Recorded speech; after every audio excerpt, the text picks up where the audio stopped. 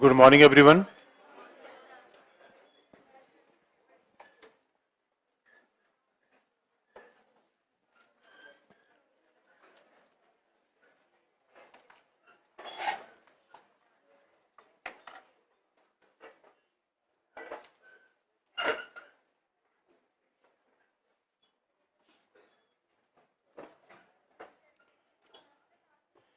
किसी ने पूछा है कि संसदीय सर्वोच्चता और संसदीय संप्रभुता में क्या अंतर है। तो आपको बड़ा स्पष्ट अंतर है।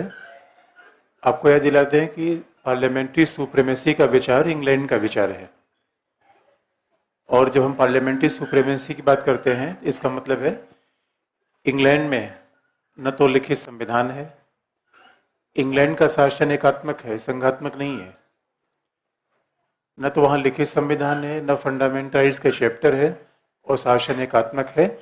इसलिए इंग्लैंड की और न ही जुडिशियल रिव्यू है, जबकि हमारे यहाँ संविधान लिखा हुआ पहला है। यानी हमारे यहाँ संसद संप्रभु है। संप्रभु का मतलब है कि parliament is the highest law making body. इस देश में विधि निर्माण की सबसे बड़ी संस्था संसद है।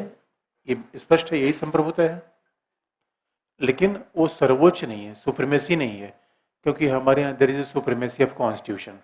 और why parliament is not supreme, आगे तो हम इसी सब चीजों का अध्ययन करेंगे। पार्लियामेंट राज्यों के विषय पे कानून थोड़ी बनाएगी। So why it is not supreme? Because of the federal form of government, पहला पॉइंट। क्यों पार्लियामेंट सुप्रीम नहीं है? दूसरा, because we are having fundamental rights, मूल अधिकार का अध्याय है जिसे हम आगे पढ़ना है। और क्यों पार्लियामेंट सुप्रीम नहीं है? न्यायपालिका की बात तो हमें आगे पढ़ना ही है। इस वजह से हमारे यहाँ क्या है? संसदीय सर्वोच्चता है, संसदीय संप्रभुता है, संसदीय सर्वोच्चता नहीं है। ये तीनों बातें ब्रिटेन में नहीं है। सिंपल है। और इन सब चीजों का जवाब हमें आगे मिलेगा भी, लेकिन अगर आपने पूछा है तो ये सारे 3 पॉइंट्स उसमें बेसिक आएंगे। अब कल वाली बात लास्ट में हमने बताई थी कि नेचर ऑफ इंडियन फेडरलिज्म, कि भारत का संघवाद कैसा है, भारत का संघीय शासन कैसा है, नेचर ऑफ फेडरलिज्म कैसा है। तो इसमें हमने थोड़ा एक पॉइंट आपको बता, जब इतनी उम्मीद मेरी थी किताब जिस डेट तक आएगी, मुझे लगता नहीं कि वो अभी 30 तक आ पाएगी। मुझे लगता है वो 31 तक मुझे देंगे, तो फिर प्रोग्राम भी मुझे पोस्टपोन करना पड़ेगा। तो फिर उनको कभी बाद में बुलाएंगे। किताब मुझे लगता है आपको अगले वीक ही मिल पाएगी। तो ये थोड़ी कुछ चीजें हमारे हाथ में नहीं होती, क्या करें, हमारे उस चाहने से तो होगा नहीं। तो आपको याद दिला दे, कल हमने आपको बताया था कि what is nature of our Indian federation. तो अगर हम देखें कि ज्यादातर स्कॉलर मानते हैं कि भारत का संविधान संघात्मक है, लेकिन union government is more powerful. Bharat के संघात्मक शासन में there is more, union government is more powerful. ये बस सच है, लेकिन यूनियन गवर्नमेंट का पावरफुल होना संघीय शासन के खिलाफ नहीं है। तो लास्ट वाला आर्गुमेंट जो मैंने बताया था कि जो ग्रेनविल ऑस्टिन ने कहा कि भारत में सहकारी संघवाद है। सहकारी कई एग्जाम्पल आप ले सकते हैं, बिकॉज कंकरेंट लिस्ट जो समवर्ती सूची है वो भी तो बताती है सहकारी संघवाद है। और इन बहुत सारे स्कॉलर्स को कोट कर रखा था। और कंकरेंट लिस्ट के अलावा there is a provision of article 263। तो 263 की बात अगर आप देखेंगे तो उसमें लिखा गया है कि संघ राज्य के साझे हित, जो कल हमने लास्ट में पॉइंट खत्म किया था, द कॉमन इंटरेस्ट। अगर 263 का लैंग्वेज आप देखेंगे, पहले लिखा गया कि पब्लिक इंटरेस्ट, सार्वजनिक हितों की रक्षा के लिए राज्य ऐसी परिषद गठन करेगा। तो पहले लिखा गया है सार्वजनिक हित, उसके बाद लिखा गया है कि कॉमन शेयर्ड इंटरेस्ट। इसका मतलब है सहकारी संघवाद की मान्यता है। और इसीलिए हमारे यहाँ अंतर्राज्यीय परिषद का जो प्रावधान आर्टिकल 263 में किया गया, उसका निर्माण किया गया 1990 में। वैसे आप देखेंगे सहकारिता का एक नॉन कॉन्स्टिट्यूशनल बैकग्राउंड है। हमारे यहाँ आजादी के बाद संघ में भी कांग्रेस का शासन था, राज्यों में कांग्रेस का शासन था, और संघ और राज्य दोनों में कांग्रेस का शासन रहेगा। तो सहकारिता होगी या नहीं होगी? अब इस बात को वर्तमान एग्जाम्पल से बता दें तो मोदी और खट्टर के बीच ज्यादा कोऑपरेशन है कि नहीं, या मोदी और ममता के बीच में है? Why there is more cooperation between Modi and Khattar? Because same due to the same party. इसलिए पार्टी का शासन भी सहकारिता का एक बड़ा आधार होता है। लेकिन आप जानते हैं जैसे जैसे कांग्रेस का डिक्लाइन हुआ, संघ राज्यों में अलग अलग दल आ गए, तो संघ राज्यों के बीच तमाम विवाद भी उत्पन्न हुए। इसलिए हमारे यहाँ संघ राज्य के भी तमाम डिस्प्यूट है, उसको हम देखेंगे। लेकिन संघ राज्य के भी डिस्प्यूट का बड़ा कारण पॉलिटिकल है, राजनीतिक है। जब नेहरू का यानी कांग्रेस का संघ और राज्य दोनों में शासन था, तब हमारे यहाँ संघीय व्यवस्था में विवाद उत्पन्न नहीं हुए। जैसे ही क्षेत्रीय दल आने शुरू हुए, विपक्षी दल आने शुरू हुए, और आप तो जानते हैं विपक्ष का तो यहाँ पे होना है, अपोजिशन करना है, आपको हर बात का अपोजिशन करना है। उन्होंने फिर संघीय शासन का भी खिलाफत करनी शुरू कर दी। इस वजह से 1990 में बीपी सिंह सरकार के द्वारा अंतर्राज्यीय परिषद का गठन किया गया। और अब देखेंगे अंतर्राज्यीय परिषद की बैठक होती है तो उसमें बहुत सारे मुद्दों पर विचार होता है कि राज्यों को स्वायत्ता कैसे दिया जाए, सहयोग कैसे बढ़ाया जाए, और किस तरीके से संघ और राज्य एक टीम इंडिया के रूप में काम कर पाए। तो टीम इंडिया का मतलब है कि जैसे क्रिकेट के खिलाड़ी, बहुत सारे खिलाड़ी होते हैं, आपस में सहयोग कर काम करते हैं, तो वैसे ही हमें टीम इंडिया के रूप में काम करना है। तो ये पूरा विचार है जो मानता है कि हमारे संघीय व्यवस्था के प्रति सहकारी है। लेकिन अब देखिए, अब मान लीजिए कि अंतर्राज्यीय परिषद में कितने मेंबर हैं, स्ट्रक्चर क्या है, ये ऑब्जेक्टिव एग्जाम के लिए इंपॉर्टेंट होता है। मेंस में आपको कभी, मेंस में जीएस में कभी आपसे नहीं पूछा जाएगा कि अंतर्राज्यीय परिषद की बात को बताओ। मेंस हो चाहे पीटी, चाहे जीएस हो चाहे ऑप्शनल हो, फैक्चुअल सवाल तो बिल्कुल नहीं पूछे जाते। तो आप जीएस के मेंस में ये उम्मीद नहीं कर सकते कि आपसे पूछा जाएगा कि इंटर स्टेट काउंसिल के बारे में बताओ, नहीं पूछा जाएगा। लेकिन ऑब्जेक्टिव एग्जाम में आपसे अपेक्षा है कि इंटर स्टेट काउंसिल के स्ट्रक्चर आपको पता होना चाहिए। तो अब ये आप याद कर लेंगे या मुझे बताना पड़ेगा? मतलब अभी क्या बता दें इसमें? अब यही देखिए, बता दीजिए। अब अंतर्राज्यीय परिषद का हेड कौन होगा? प्रधानमंत्री। 6 कैबिनेट मंत्री होंगे। अभी सब चीजें देखिए, आपसे अपेक्षा है कि आप, वैसे किताब अगर आपको मिल गई होती फिर तो कुछ लिखवाने की आवश्यकता, तब मुझे कहने की आवश्यकता नहीं पड़ती कि तो आप खुद ही कहते नहीं लिखवाने की आवश्यकता नहीं है। लेकिन अगर जो ऑब्जेक्टिव एग्जाम जो पीटी दे रहे हैं, इन बातों में बहुत ध्यान रखें, मेंस के लिए इनका एकदम से इंपॉर्टेंस नहीं है। तो अंतर्राज्यीय परिषद का हेड होता है पीएम, 6 कैबिनेट मिनिस्टर्स होते हैं, उसके बाद 29 राज्यों के मुख्यमंत्री और 2 केंद्र शासित क्षेत्रों के पुडुचेरी और दिल्ली के चीफ मिनिस्टर्स, और बाकी राज्यों के प्रशासक, बाकी केंद्र शासित क्षेत्रों के प्रशासक। ये है अंतर्राज्यीय परिषद का स्ट्रक्चर। सचिवालय होता है गृह मंत्रालय में, और इसकी एक स्टैंडिंग कमेटी भी बनाई जाती है, जो स्टैंडिंग कमेटी को चेयर करता है गृह मंत्री। उसमें 5 कैबिनेट मंत्री होते हैं और 9 राज्यों के मुख्यमंत्रियों को लिया जाता है। अभी अंतर्राज्यीय परिषद का जो स्ट्रक्चर है वो मेंस में कभी काम नहीं आएगा। हमने फिर जीएस की बात मैं कर रहा हूँ, ऑप्शनल की बात तो आप छोड़ ही दीजिए, क्योंकि बड़ी तथ्यात्मक बातें होती हैं बस। लेकिन अब ऑब्जेक्टिव एग्जाम के लिए इनसे बेसिक बातें बहुत ज़्यादा इंपॉर्टेंट है कि इसका स्ट्रक्चर क्या है, इसमें कौन है। क्योंकि पता चला कि पूर्वोत्तर परिषद भी आपको पढ़ना है, क्षेत्रीय परिषद पढ़ना है, जोनल काउंसिल पढ़ना है, तो पीटी के लिए फिर इसका स्ट्रक्चर क्या है बहुत ही इंपॉर्टेंट है। तीनों में कंपेयर कहाँ कहाँ अंतर आता है। लेकिन अब जरा देखें कि भारतीय संघ के बारे में दूसरा अप्रोच क्या है। भारतीय संघ के बारे में दूसरा अप्रोच क्या है कि ये कौन से लोग इसे मानते हैं कि संघात्मक नहीं है। तो अगला हेडिंग,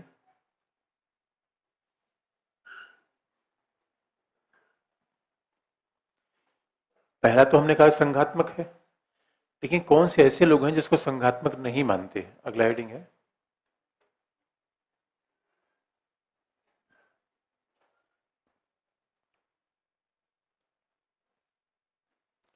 अब जैसे पीटी एग्जाम के लिए आप पेज पे लेके बैठिए कि अंतर्राज्यीय परिषद की सर स्ट्रक्चर क्या है, जोनल काउंसिल स्ट्रक्चर क्या है, पूर्वोत्तर, तीनों को एक साथ लिख के देखिए और तीनों को कंपेयर करिए, तब आपके एरर कम से कम होंगे। नहीं तो पता चला अंतर्राज्यीय परिषद का याद किए और जनरल काउंसिल में कंफ्यूज कर जाएंगे। अभी आपका होमवर्क है जो आप करना है। क्या लिखा आपने? हाँ, अगला हेडिंग है अर्ध संघात्मक शासन, क्वाज़ी फेडरेशन गवर्नमेंट।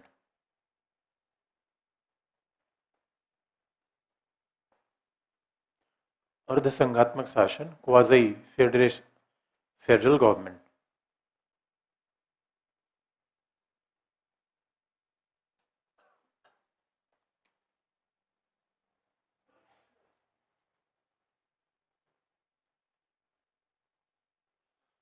अर्ध संघात्मक शासन या क्वाज़ी फेडरल गवर्नमेंट। अब सवाल है क्वाज़ी फेडरल कैसे है, ये अर्ध संघात्मक कैसे है? तो पहला, केस ही वेयर,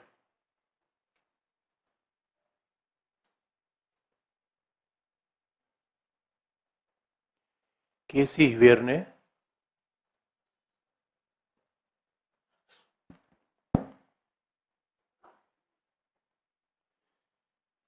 केसी वेयर ने भारतीय संघ को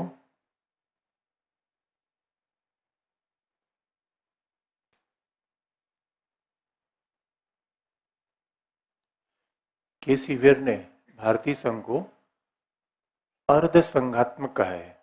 for K C Wheare, Indian federal system is not a federal at all,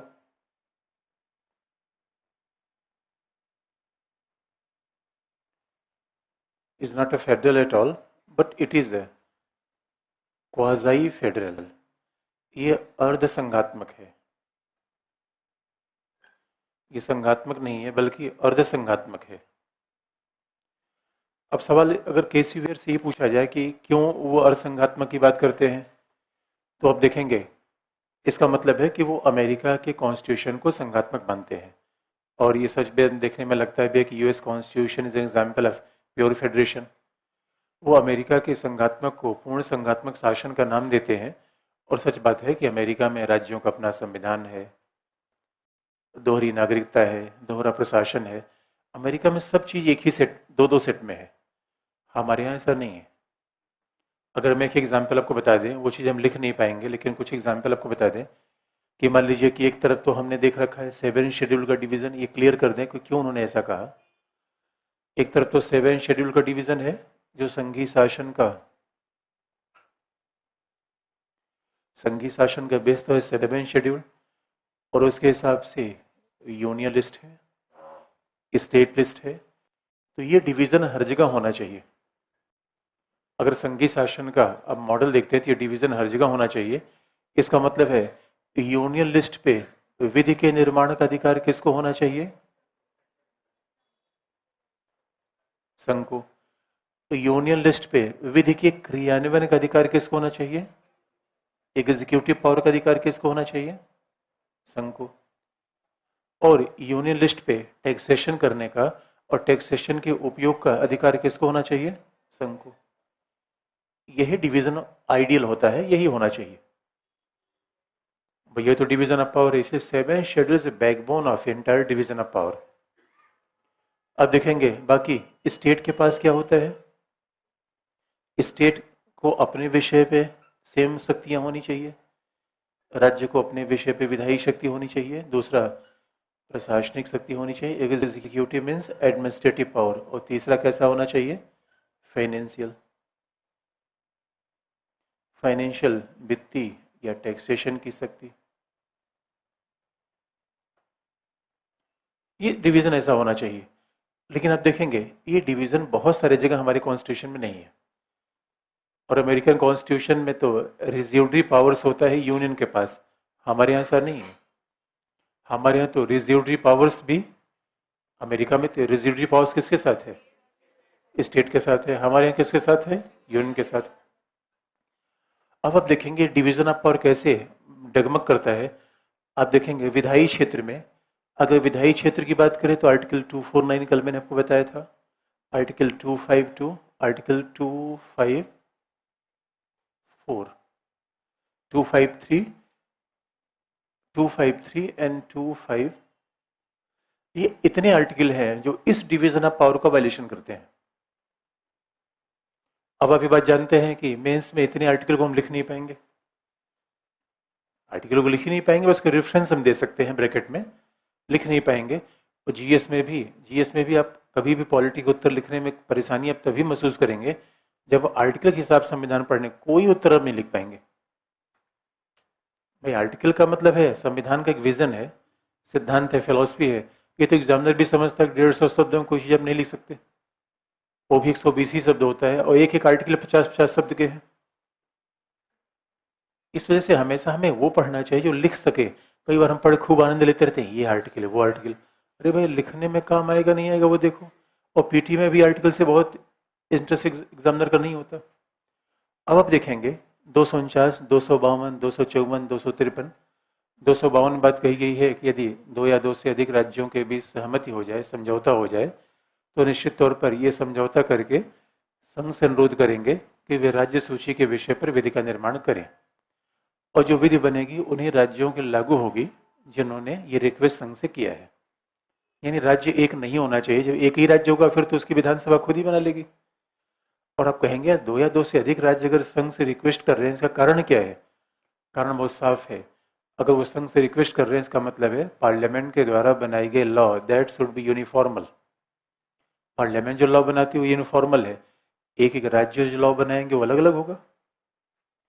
अब मान लीजिए कि कहाँ इसकी आवश्यकता पड़ती है कि मान लीजिए 2 राज्य आपस में मिले हुए हैं, तो कोई ऐसा कानून बनाना पड़ जाए, सीलिंग एक्ट, सीलिंग एक्ट कानून बनाना पड़ जाए तो 2-3 राज्यों में एक ही जैसा कानून होना चाहिए। क्या कारण?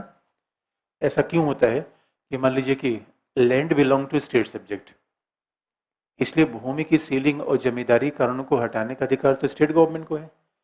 अब मान लीजिए स्टेट गवर्नमेंट ने कोई लॉ बना दिया, बिहार ने लॉ बनाया कि सीलिंग 10 हेक्टेयर पे लागू होगी, 10 हेक्टेयर से ज्यादा जमीन जिसके पास होगी वो गवर्नमेंट ऑफ इंडिया ले लेगी या सरकार, बिहार सरकार ले लेगी। उत्तर प्रदेश ने सीलिंग की सीमा बनाई 15 हेक्टेयर, इसका मतलब उत्तर प्रदेश में जमीन बचाना ज्यादा आसान है बिहार की तुलना में, तो बिहार के लोग जमीन बेच के कहाँ भाग आएंगे? यूपी में। तो अच्छी बात है कि दोनों राज्य मिलकर एक संसद से कहते हैं कि आप यूनिफॉर्मल कानून बना दो। ऑब्जेक्शन इसी बात पे है कि ये सारे आर्टिकल ये बताते हैं कि संघ का राज्य की सूची के विषय पे हस्तक्षेप हो रहा है। ऑब्जेक्शन तो यही है। अब बताइए फिर डिवीजन ऑफ पावर का मतलब क्या रह गया? वैसे इसके पक्ष में बोला जाए तो कहा गया है अरे भाई राज्यों की सहमत से कानून बनेगा, लेकिन अब देखिए 249 में कल मैंने बताया था उसमें समय सीमा है, 252, 253 में, 254 में कोई समय सीमा नहीं है, कोई समय सीमा नहीं है। तो दूसरी बात है, अब उसके पक्ष में लोग क्या बोलेंगे? अरे भाई राज्य की सहमत से बन रहा है तो कोऑपरेशन का एग्जाम्पल हो गया। लेकिन फिर भी आप ऐसे हमारे संविधान बार बार एग्जाम्पल आते हैं जहां संघ राज्य विषय में हस्तक्षेप कर रहा है। दूसरा 253 अंतर्राष्ट्रीय समझौते की बात है, क्योंकि आप देखेंगे WTO में कोई अंतर्राष्ट्रीय संधि हो गई, अंतर्राष्ट्रीय समझौता हो गया। जैसे कल आपने देखा होगा इंडिया ने एक एंटी सैटेलाइट मिसाइल को प्रोजेक्ट किया है। आप जरा सोच के देखिए क्या इंडिया किसी आउटर स्पेस ट्रीटी का पार्ट है क्या?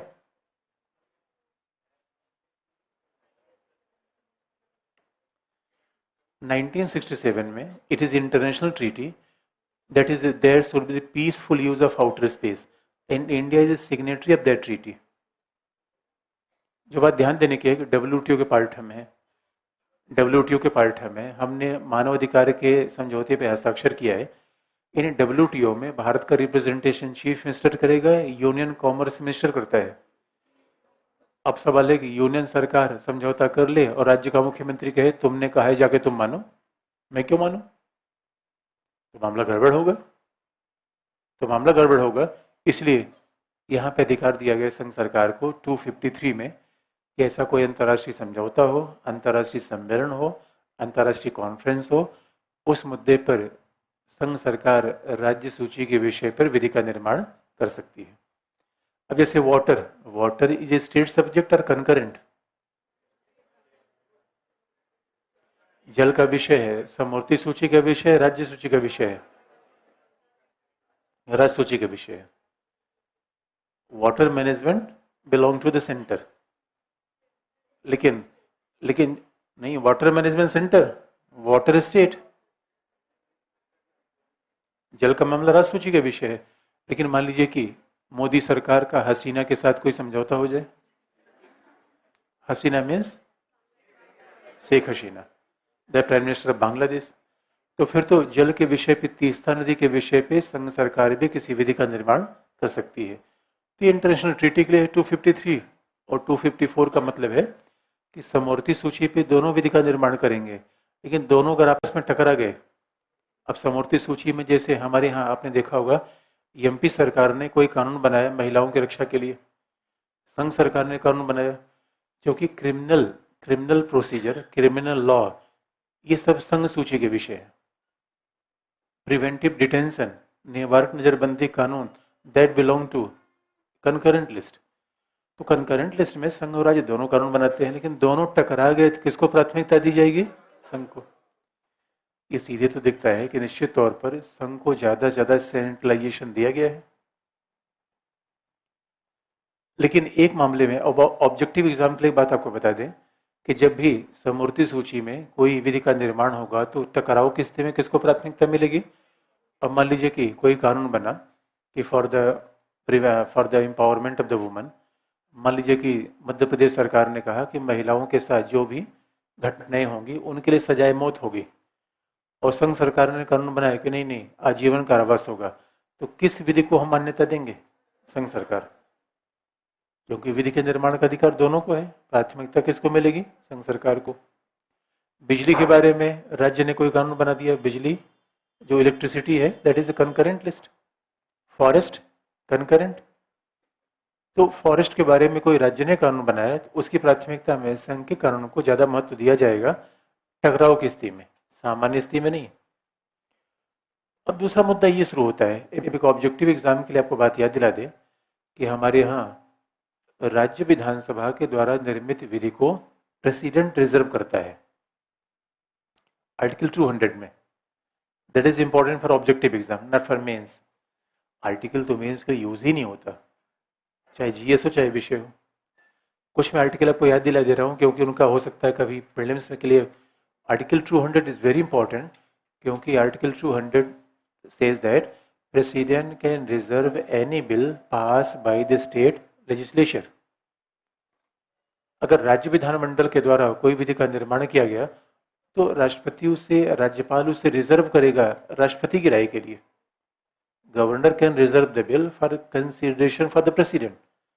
Governor will reserve it under article 200। President will consider over the bill under article 201।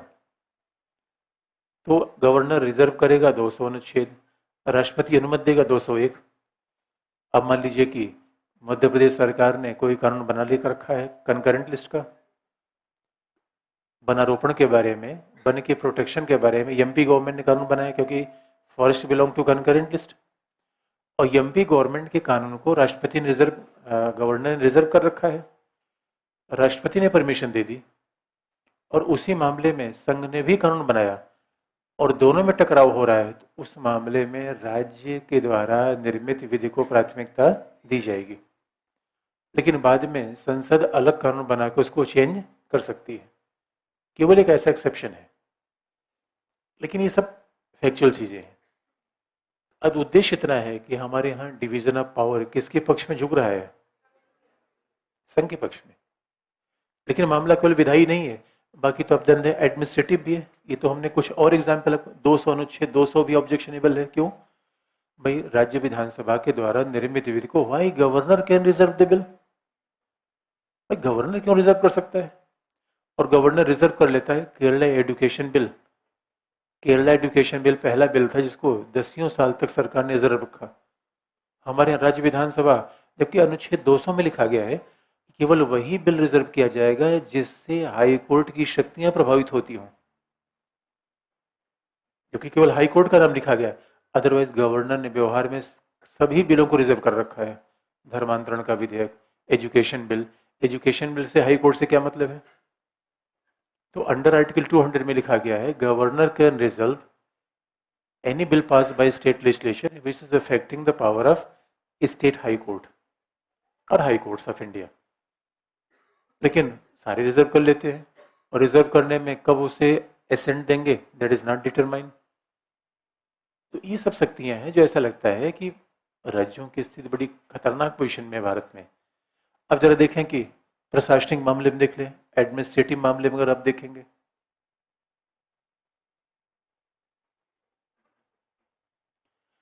अब देखिए, एक तो विधायी मामले में राज्यों की शक्तियां मार्जिनलाइज हो रही है, दूसरा एडमिनिस्ट्रेटिव मामले में कैसे? भाई संघ का मुखिया राष्ट्रपति है और संघ का मुखिया प्रधानमंत्री है, यही तो कार्यपालिका हेड है। लेकिन राज्य का मुखिया, भाई संघ का मुखिया प्रधानमंत्री राष्ट्रपति है, दोनों संघ के पदाधिकारी हैं। लेकिन राज्य का प्रशासनिक मुखिया कौन है? गवर्नर। गवर्नर को हम अलग से भी पढ़ेंगे बिकॉज इज वेरी इंपॉर्टेंट। राज्य का प्रशासनिक मुखिया कौन है? गवर्नर।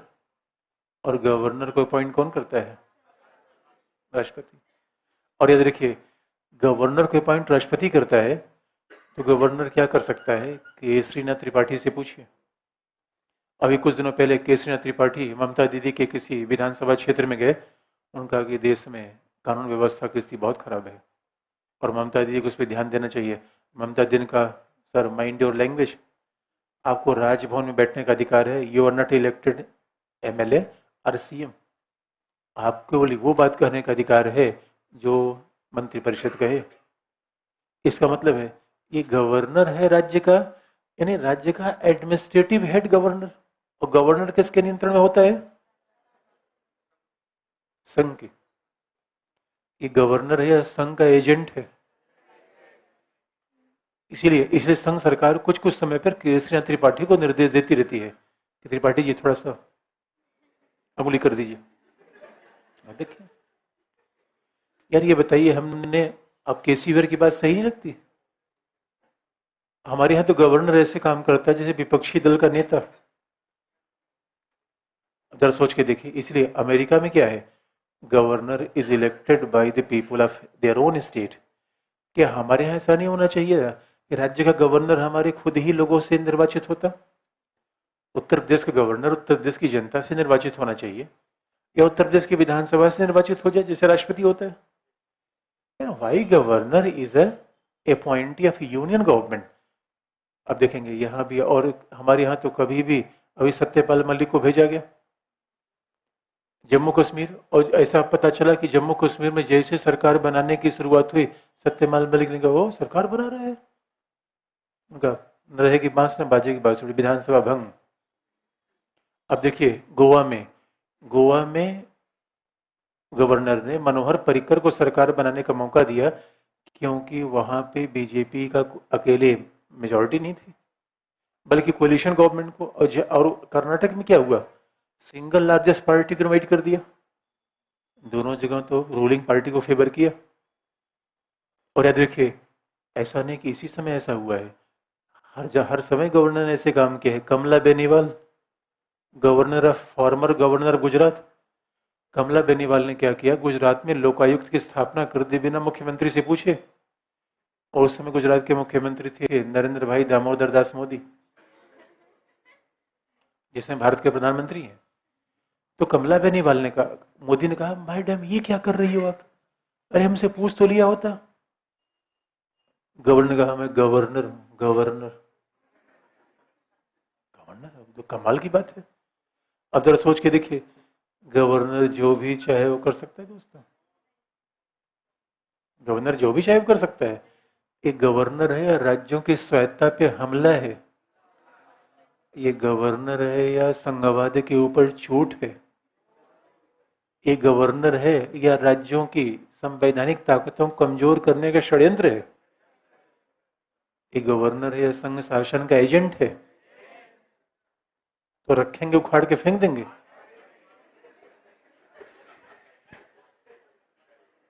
इंटरेस्टिंग पार्ट नहीं है? अब देखिए, एक ही पॉइंट को हम कितना विश्लेषण करते जाते हैं, तो हमारा ध्यान कॉन्सेप्ट में ऐसा होता है, governor, why governor is very much harmful for the federation. और अब देखेंगे हम तो कई एग्जाम्पल आप बता देंगे। गवर्नर में यूपी में रोमेश भंडारी, फॉर्मर गवर्नर रोमेश भंडारी ने 12 बजे रात कल्याण सिंह को, और अभी तो 12 बजे रात सोचिए, गोवा में 1:45 PM पे 2 डेप्यूटी सीएम की नियुक्ति की गई। भाई 1:30 बजे रात कोई काम करने का समय होता है दोस्तों? फिर दिन में काम करो यार। ये संवैधानिक काम है, कोई सीक्रेसी वाले काम है? तो 12 बजे रात उन्होंने क्या किया? रोमेश भंडारी ने उत्तर प्रदेश के पूर्व मुख्यमंत्री कल्याण सिंह को बर्खास्त कर दिया, जगदम्बिका पाल को मुख्यमंत्री बना दिया। अगले दिन हाई कोर्ट ने पूछा है गवर्नर साहब, और governor was the former IFS officer, governor साहब ये क्या किया, इस सीएम को हटा दिया रातों रात। गवर्नर का मुझे रात में सपना आया था कि इनका बहुमत खत्म हो गया है। उनका सपना आया था विधानसभा में जाएंगे, उनका विधानसभा में जाने की कोई जरूरत नहीं है। गवर्नर ऑफ झारखंड सिप्तेरजी, पहले गवर्नर, बीजेपी को बाकायदा बहुमत मिला है, घर में गिन नहीं पा रहा हूं, बहुमत नहीं मिला है इनको ना, ना सारे विधायक सर गिन लो गिन लो, उनका गिन नहीं पा रहा हूं मैं। हमारे गवर्नर स्पीकर गिनती ही नहीं आती दोस्तों। और 356 का तो ऐसा मिसयूज हुआ है, 356 हम अलग से देखेंगे, 356 गवर्नर हमें अलग से भी देखना है। 356 का ऐसा मिसयूज हुआ है, बारात में मिठाई लूट ली गई, 356 लगा दिया गया, और ये कह दिया गया कि संविधान के हिसाब से शासन नहीं चल रहा है। अगर किसी के ट्रेन में छाता गायब हो गया तो क्या लगा दिया गया, 356। कब तक 56, कमाल हो गया। अब बताइए ये कौन सा संघीय शासन है। तो गवर्नर तो एडमिनिस्ट्रेटिव, और दूसरा बची खुची पूरा कर देते कौन,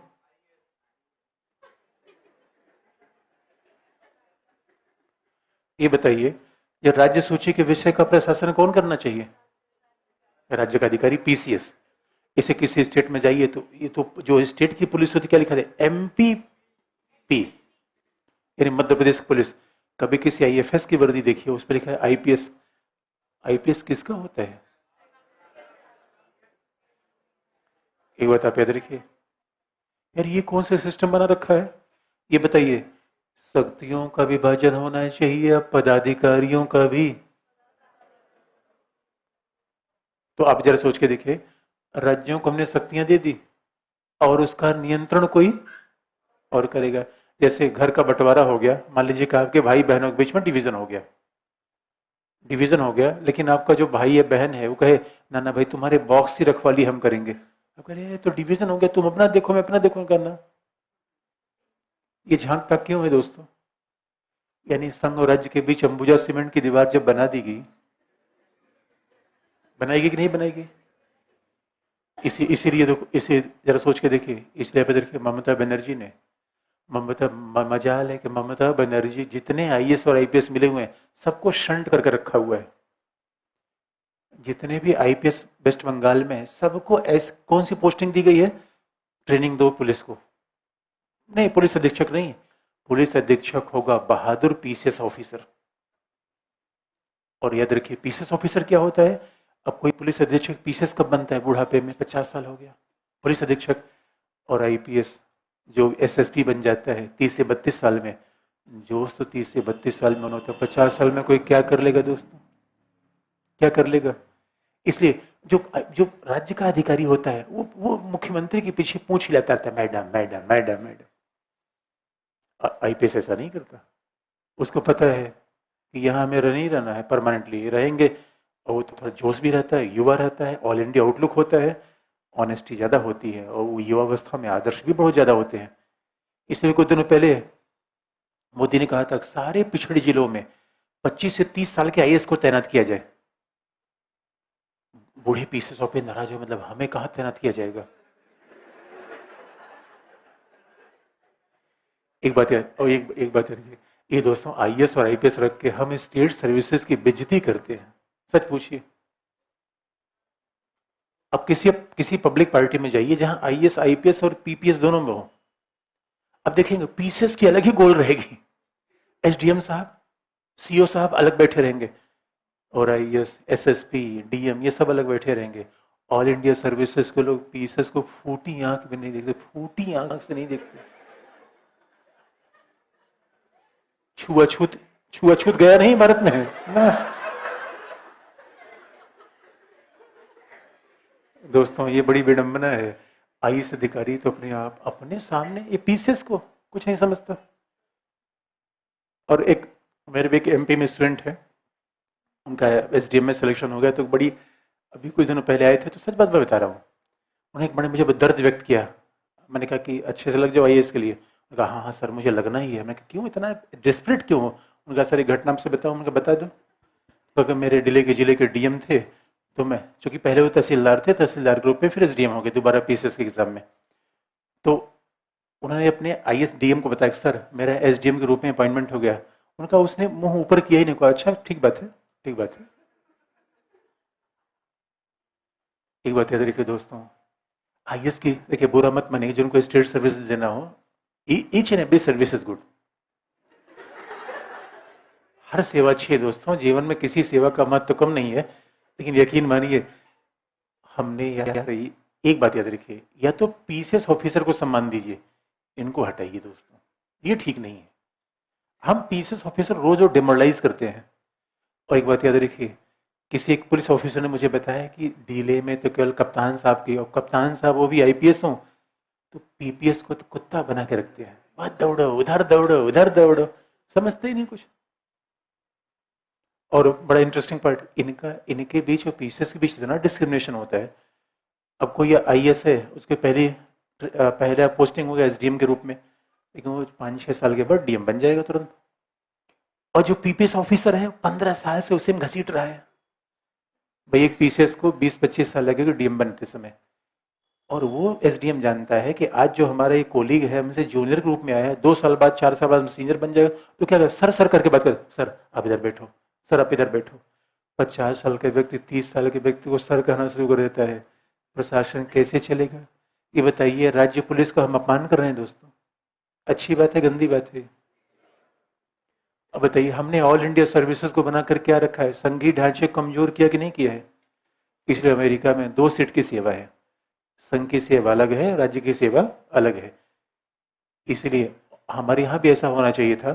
जैसे देखिए, रेल किसका विषय है? संघ सूची का, तो पदाधिकारी किसका है? संघ का। हमारे यहाँ ऑल इंडिया सर्विसेज हैं, सेंट्रल सर्विसेज नहीं है। रेलवे सर्विस सेंट्रल है, आईएफएस फॉरेन सर्विसेज सेंट्रल है, पोस्टल सेंट्रल है, भाई बैंकिंग सेंट्रल है। तो जो सेंट्रल विषय है उनका प्रशासन सेंट्रल सर्विसेज करे, जो राज्य विषय है उनका प्रशासन राज्य के अधिकारी करें। ये जो ऑल इंडिया सर्विसेज होते हैं ना दोस्तों, अब ये होते हैं संघ सेवा के लोग और प्रशासन करते हैं राज्यों का। और हमारी तो इतना विडंबना है, जैसे सीआरपीएफ के कई लोग बताते हैं, जो भी पैरामिलिट्री फोर्सेज में है, कहते हैं सर हम तो जिंदगी भर घिसकते रहते हैं और हमारा बॉस तुरंत ऊपर से आईपीएस आ जाता है, हम बन नहीं पाते। और वो बाकी लोगों को कुछ भी नहीं समझता दोस्तों।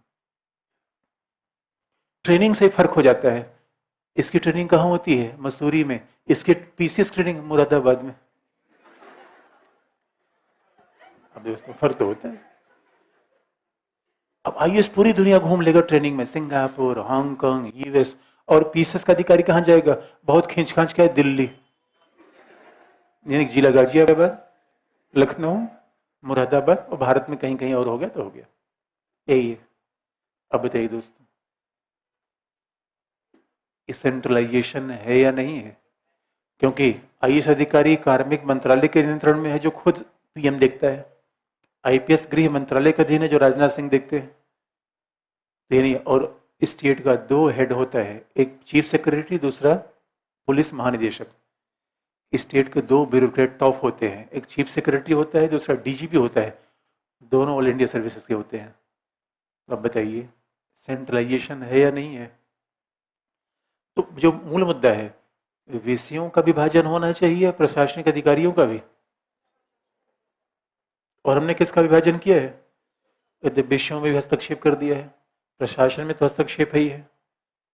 और उसके आगे तो कई मामले ऐसे हैं, जैसे कि 256, 257 में समय समय पे संघ सरकार राज्यों को निर्देश भी देता रहता है। वो निर्देश देता रहेगा, कैसा करो, ऐसा करो। लास्ट में देख, अगर उसके अलावा तो बहुत सारी और बातें हैं, जैसे लोक व्यवस्था राजसूची का विषय है या नहीं है? तो लोक व्यवस्था राजसूची के विषय है, किसी राज्य में सीआरपीएफ को क्यों तैनात किया जाता है?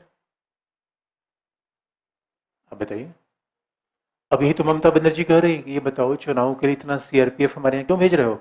हमारी पुलिस पर्याप्त नहीं है? अब ये मामला है प्रशासन के मामले में केंद्रीकरण, वित्त के मामले में तो बिल्कुल है, फाइनेंस के मामले में है। क्यों? क्योंकि संघ राज्य को अनुदान देते हैं, राज्य के पास पर्याप्त पैसे नहीं है। अब देखें, वित्तीय मामले में राज्य कैसे कमजोर हो जाते हैं? संघ सरकार किस पे टैक्सेशन करेगी? वोडाफोन पे, रिलायंस पे। और राज्य सरकार का टैक्सेशन क्या है? Toll tax. देखिए राज्य सरकार का टैक्सेशन क्या है? Toll tax. टोल टैक्स में कितना मिलेगा? 1 रुपए, 2 रुपए, 3 रुपए, 10 रुपए, 20 रुपए। उसमें भी टोल टैक्स मिलना है 50 रुपए, 20 रुपए। उसमें भी कोई आ गया कि भाई मुख्यमंत्री का मैं रिलेटिव हूं, टोल टैक्स नहीं दूंगा, लो 50 रुपए जो मिलना था गया। एक बियर कितने की मिलती है? शराब कितने की मिलती है? भाई जीएस के रूप में सब आपको जानना चाहिए, जानकारी तो होनी चाहिए। शादी नहीं हुई तो क्या बारात नहीं गए हैं? जीएस के स्टूडेंट को सारी जान। अब पता चला कि बियर मिली 50 रुपए की, उसमें टैक्स सरकार को मिला 5 रुपए। अब 5 रुपए में क्या होगा दोस्तों? 5 रुपए में क्या होगा? इसे राज्य सरकार के टैक्स क्या है? राज्य सरकार की वित्तीय हालत इतनी खराब है। वित्तीय हालत, अभी मैं यूपी गया था और मैं देखा राज्य परिवहन की बस duck duck duck duck duck duck duck. एक बार एमपी में गया दोस्तों, इसी बस में बैठा, पूरी बस बज रही थी, मैं ड्राइवर के बगल बैठा था। एक बार यूपी में तो ऐसा हाल हुआ कि बस बीच रास्ते खत्म हो गई। उसने कहा धक्का मारो, हमने कहा ये गंदी बात है यार, तुमने बैठा है हुआ है, किराया लिया और धक्का मरवा रहे हो, ऐसे बात नहीं करते। अभी क्यों? राज्य परिवहन किसका विषय है? राज्य का। डामाडोल है। याद रखिए, रेल किसका विषय है? ताऊ का। रेल और बस टकराएगा तो कौन जीतेगा? एमपी में गया दोस्तों, मैं सच घटना बता रहा हूं, मैं ड्राइवर के बगल बैठा और कोई माइलोमीटर नहीं, पूरी बस गड़गड़ गड़गड़ गड़गड़ बज रही है, उछल रही कहीं। ड्राइवर, मतलब दोस्तों मुझे तो परिवहन के ड्राइवर को सलाम करने का मन करता है। कैसी बस चलते कैसे हैं लेके? मैंने पूछा सर ये बताओ कोई माइलोमीटर वगैरह नहीं है, कैसे आप लेके चलते हो? उनका सब अनुभव है। मैंने कहा अनुभव? उनका हाँ सब अनुभव है, मैं बता सकता हूँ कि बस की स्पीड क्या है। कैसे?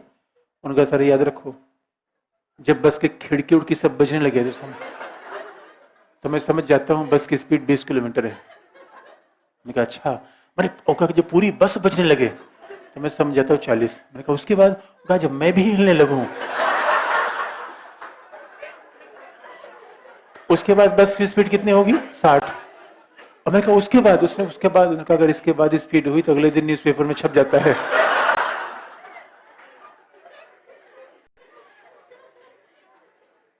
ये बताइए दोस्तों, ये संघीय शासन है। और सबसे बड़ा एग्जाम्पल आपको बता दें, दिल्ली इज यूटी।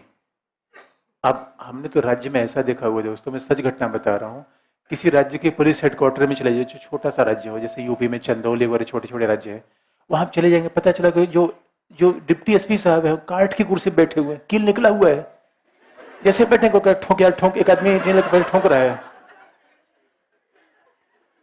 दिल्ली में आप चले जाइए, दिल्ली में एसएचओ का office is more developed than office of SP in district. बड़ा साफ तौर पे अंतर है। संघ और कितने एग्जाम्पल आपको बताया यार। तो सबसे बड़ा एग्जाम्पल क्या है? राज्यों की वित्तीय हालत ऐसी है। एक जगह तो आप पढ़े हुए हैं, आप लोग सेंट्रल यूनिवर्सिटी से पढ़िए और राज्य के विश्वविद्यालय, साफ फर्क पड़ जाएगा। सेंट्रल यूनिवर्सिटी क्या चमचम दिखती रहती है, सब अच्छा मेंटेन। राज्य का विश्वविद्यालय पीपल का पेड़ जमा हुआ है ऊपर, मेज कुर्सी डग डग डग डग हिल रही है, और पंखों क्या कर ऐसे हैं, 3 ब्लेड हैं, तीनों ऐसे ऐसे हैं, डग डग डग डग।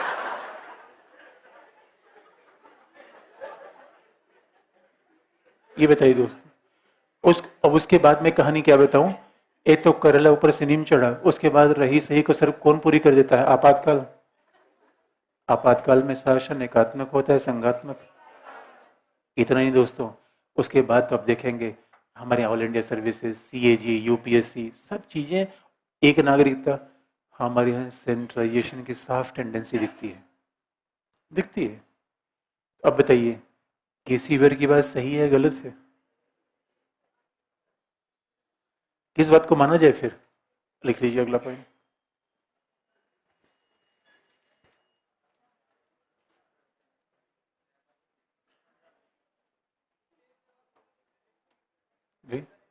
लिखिए।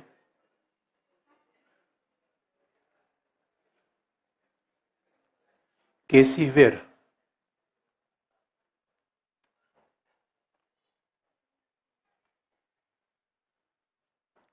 केसीवेयर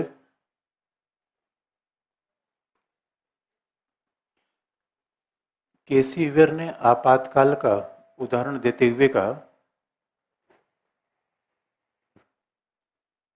he gave an example of emergency provisions. K C Wheare ने आपातकाल का उदाहरण देते हुए कहा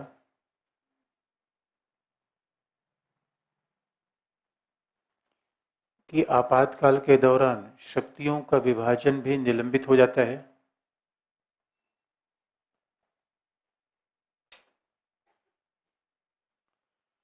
आपातकाल के दौरान the division of power is suspended. Division of power is suspended during emergency. आपातकाल के दौरान शक्तियों का विभाजन निलंबित हो जाता है।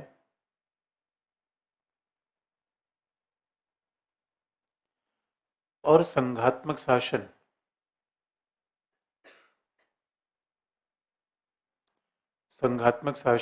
एकात्मक रूप में कार्य करने लगता है।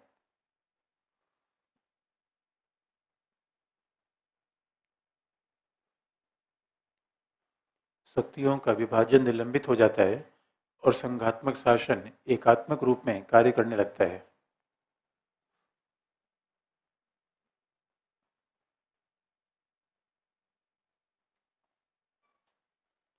The federal government turns into an unitary government. क्योंकि आप याद रखिए, शक्ति का विभाजन ही मूल है और अनुच्छेद 352 लगे, अनुच्छेद 360 लगे तो क्या होता है, शक्ति का विभाजन समाप्त हो जाता है।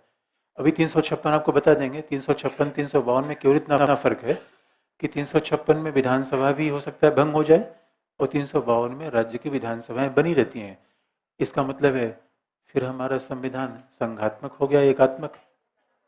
जब शक्ति का विभाजन निलंबित हो गया, अब शक्ति का विभाजन निलंबित हो गया तो इसी बात को कहने के हमारे पास 4 तरीके हैं। शक्ति का विभाजन निलंबित हो गया तो राज्य की स्वायत्तता रही या खत्म हो गई? खत्म हो गई। तो autonomy of state lapse all together. और जब शक्ति का विभाजन खत्म हो गया तो शासन एकात्मक हो गया। या इसी बात को तीसरा कहने का तरीका है, जब शक्ति का विभाजन खत्म हो गया तो राज्य समकक्ष रहे या संघ के अधीन हो गए। अधीनता एकात्मक शासन का लक्षण है, संघात्मक शासन का लक्षण नहीं है। तो ये बात बड़ी ऑब्जेक्शनेबल है, बात तो अपने आप में बड़ी ऑब्जेक्शनेबल है। इस वजह से केसी वेयर की बात में दम तो है। तो अगला पॉइंट, इसीलिए आलोचक कहते हैं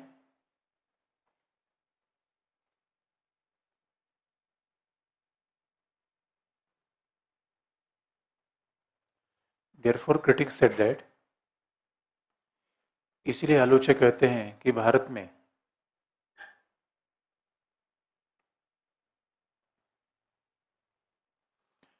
में सामान्य काल में शासन संघात्मक होता है।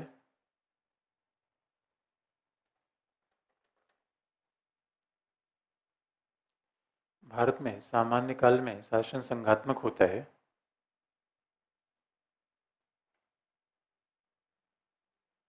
जबकि सामान्य काल में शासन संघात्मक होता है जबकि आपातकाल में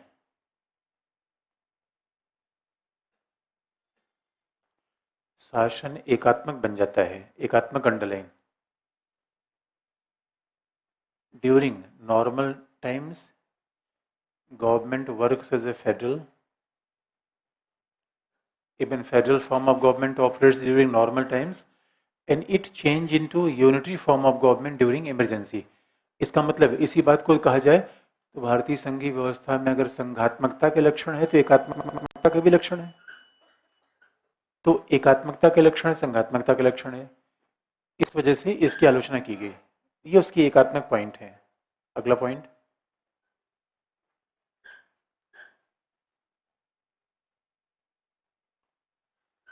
प्रोफेसर एमपी सिंह का तर्क है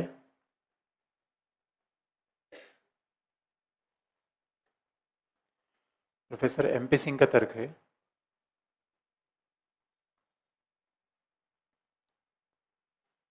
कि भारतीय शासन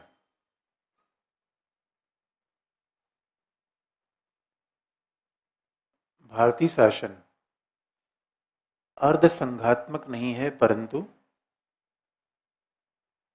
it's not like a quasi judicial. भारतीय शासन अर्ध संघात्मक नहीं है, परंतु संसदीय शासन होने के कारण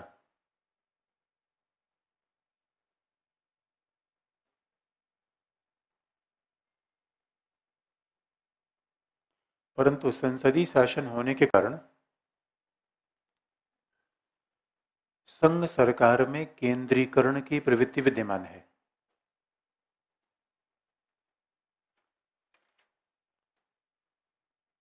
संसदीय शासन होने के कारण संघ सरकार में केंद्रीकरण की प्रवृत्ति विद्यमान है।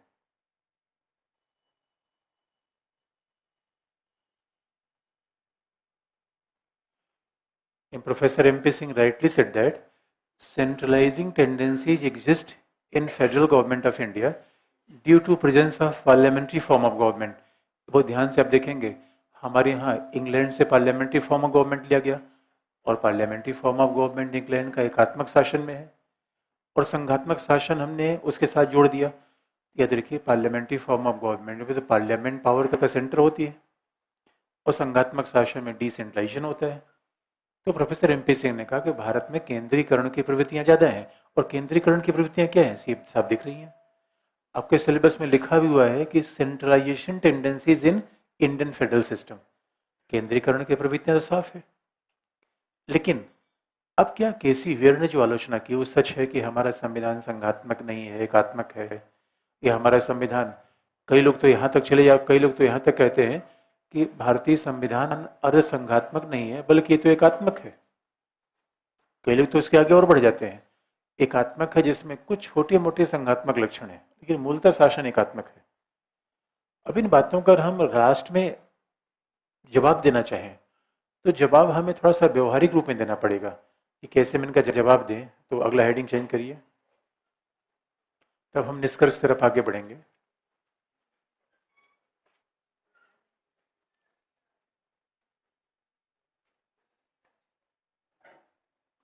अगला हेडिंग है संघात्मक शासन।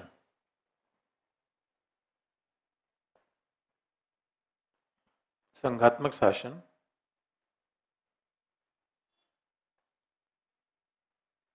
संघात्मक शासन एवं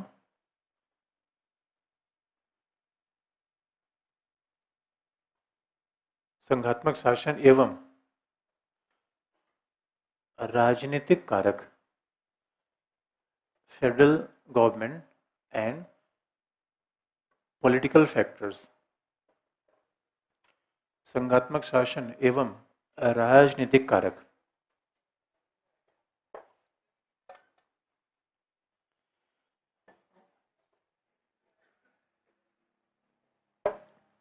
संघात्मक शासन एवं राजनीतिक कारक। अच्छा, ये भी आपको याद दिला दें, अगर हमने कहा संघात्मक शासन एवं राजनीतिक कारक, इसको कहने का कोई भी तरीका है संघात्मक शासन एंड एक्स्ट्रा कॉन्स्टिट्यूशनल फैक्टर्स। संविधानेतर फैक्टर, संविधानेतर कारण, एक्स्ट्रा कॉन्स्टिट्यूशनल। अब दो बेसिक शब्द आपको बता दें, कुछ एक बेसिक शब्द आपको याद दिला दें कि हम क्यों एक्स्ट्रा कॉन्स्टिट्यूशनल इस बात को कह रहे हैं।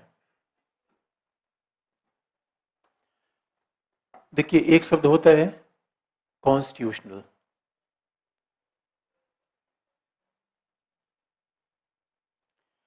एक शब्द है संवैधानिक। संवैधानिक का मतलब है जो संविधान किसी पार्ट में है, 22 भाग में कोई ना कोई बात है, या तो संविधान किसी आर्टिकल में है, अनुच्छेद में है, या तो संविधान किसी अनुसूची में है, शेड्यूल में है, वो संवैधानिक होगा। मूल है या संविधान संशोधन से जोड़ा गया है, it doesn't matter whether it is originally incorporated in the constitution or later amended by the constitution, इससे कोई फर्क नहीं पड़ता, ये संवैधानिक है। लेकिन अब दूसरा देखेंगे, एक होता है एक्स्ट्रा कॉन्स्टिट्यूशनल, जो संविधानेतर, संविधान का विरोधी नहीं, इट्स नॉट एंटी कॉन्स्टिट्यूशनल। दूसरा होता है संविधानेतर, हिंदी में कहते हैं इसको एक्स्ट्रा, इंग्लिश में कहते हैं एक्स्ट्रा कॉन्स्टिट्यूशनल। अब संविधान के इतर, संविधानेतर का मतलब जो संविधान में ना हो, संविधान के बाहर हो, दैट इज एक्स्ट्रा कॉन्स्टिट्यूशनल। तो संविधान के बाहर दो चीजें हो सकती हैं। एक तो जो पार्लियामेंट्री एक्ट के द्वारा बनाई गई है, भाई जो भी पार्लियामेंट्री एक्ट बनता है वो किसी आर्टिकल में थोड़ी जुड़ेगा। अब मान लीजिए कि SC ST एक्ट में बनाया गया तो किसी आर्टिकल में थोड़ी है, वो तो पार्लियामेंट्री एक्ट है। और हमारे देश में there is more than 550 parliamentary act, यानी स्टैच्यू है, वो संसदीय विधि है। तो जो पार्लियामेंट्री एक्ट है वो एक्स्ट्रा कॉन्स्टिट्यूशनल है, संविधान में नहीं है। और दूसरा भी आप याद रखिए, जैसे जो हमारे यहाँ नीति आयोग है, जो कार्यपालिका के द्वारा किए गए कोई काम है, वो संविधान में है क्या? नहीं, that is also extra constitutional. NITI Aayog संविधान में नहीं है, वो तो नीति आयोग का एग्जाम्पल तो विधि में भी नहीं है।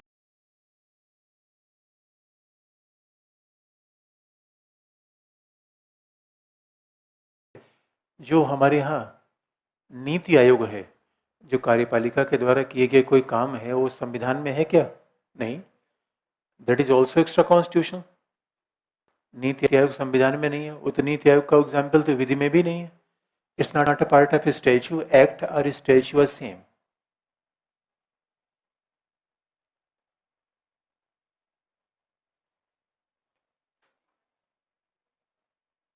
Statue, act and statue are same. दूसरा आप देखेंगे, जैसे नीति आयोग है, it is also extra constitutional. और सच पूछिए, पॉलिटिकल पार्टी और प्रेशर ग्रुप का उल्लेख संविधान में नहीं है। यदि एक एक्सेप्शन है, एंटी डिफेक्शन एक्ट, दल बदल अधिनियम में पार्टी की बात की गई है। अदरवाइज हमारे संविधान में ये नहीं दिखता संघ में कौन सी पार्टी है, राज्य में कौन सी पार्टी है। Party system is not the part of constitution. Party system में अलग से पढ़ना पड़ेगा, लेकिन अब ध्यान देने की बात है कि party system is not the part of constitution, ये भी एक्स्ट्रा कॉन्स्टिट्यूशनल है। अब जरा सोच के देखिए, संविधान किस अनुच्छेद में लिखा गया है कि महागठबंधन होगा? किसी विधि में लिखा गया है? नहीं। इसलिए ये सब एक्स्ट्रा कॉन्स्टिट्यूशनल फैक्टर्स हैं। तो सवाल ये है, हमारे संघ को समझना है, अगर संघीय व्यवस्था को समझना है, तो till now we are more focusing over the constitution, 7 schedule, ये सब संविधान में है। संविधान के बाहर अभी हम नहीं गए, संविधान के बाहर तो गए नहीं अभी हम। यही का मतलब है, अगर आप संघ और राज्य के बीच संबंध देखना चाहते हो, केवल आपका ध्यान संविधान पे है, तो your approach is more legalistic, वैधानिक तरीका है। जरा उसको पॉलिटिकली भी देखिए। तो संविधानेतर की बात है कि ये सब चीजें संविधान के बाहर हैं, चाहे दबाव समूह है, पार्टी सिस्टम है, that is nowhere mentioned in the constitution. इसी को हम क्या कहते हैं? संविधानेतर, एक्स्ट्रा कॉन्स्टिट्यूशनल। तो संघवाद को समझने के लिए पार्टी को देखा जाए कि नहीं देखा जाए? इसलिए एक बार IAS में एक सिंपल सवाल ये आया, पूछा गया था कि संघ राज्य के संबंधों को निर्धारित करने वाले राजनीतिक कारकों को बताइए। पॉलिटिकल फैक्टर्स तो वही है। अब जरा सोच के देखिए, राजनीतिक कारक कौन से हो सकते हैं? एकात्मक शासन आ जाए तो संघीय व्यवस्था का अनुकूल होगा, या महागठबंधन? संघीय शासन के अनुकूल कौन सा पार्टी सिस्टम होगा, एक दल का शासन या महागठबंधन? महागठबंधन, क्योंकि एक दल का शासन तो सेंट्रलाइजेशन की बात करता है, और गठबंधन किसकी बात करता है? डिसेंट्रलाइजेशन। और एक बात आपको बहुत फैक्ट यहां तक स्पष्ट है। अब देखिए, एक हिस्टोरिकल एग्जाम्पल आपको बता दें, और वो 2 शब्दों का अंतर आपको बता दें। हमारा समाज संघात्मक है, इसमें कोई दो राय है? Our society is federal, there is no doubt about that. अच्छा, समाज तो संघात्मक रहा है, संविधान संघात्मक बना 1950 में, लेकिन वो ध्यान से देखिए, हमारा पार्टी सिस्टम संघात्मक नहीं था। 1990 के पहले पार्टी सिस्टम संघात्मक कहाँ था? संघ में कांग्रेस का ही तो डोमिनेंस था संघ में, यानी संविधान शक्ति के डिवीजन की बात करता है, जबकि पार्टी में डिवीजन नहीं था। यानी कोई कांग्रेस का जो मुख्यमंत्री होता था, वो पहले राज्य का मुख्यमंत्री था कि पार्टी का मेंबर था? ये बहुत ध्यान देने की बात है। इसे आप याद रखिए दोस्तों, जो बड़ी इंटरेस्टिंग बात जो लिखने की है। पहला, अब यहां पे देखिए 2 शब्द फिर की आपको याद दिला दें, 2 की टर्म में यूज कर रहा हूं। संविधान का संघात्मक होना अलग बात है, राजनीति का संघात्मक होना अलग बात है, संविधान का संघात्मक होना अलग बात है, पार्टी सिस्टम का संघात्मक होना अलग बात है। Constitution federal, but party system should also be federal. और पार्टी सिस्टम हमारे यहाँ फेडरल कब से हुआ? गठबंधन सरकारों के दौर से। इन दोनों शब्दों के अंतर को आप ध्यान समझिए कि संविधान का संघात्मक होना और पार्टी का संघात्मक होना। तो पहला,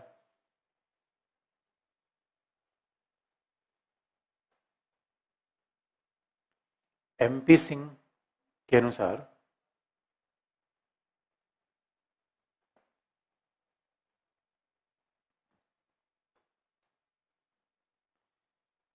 एमपी सिंह के अनुसार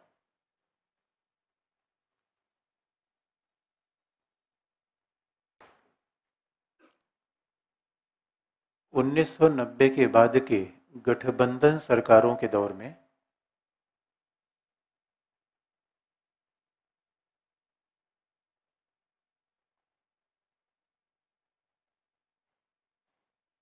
1990 के बाद के गठबंधन सरकारों के दौर में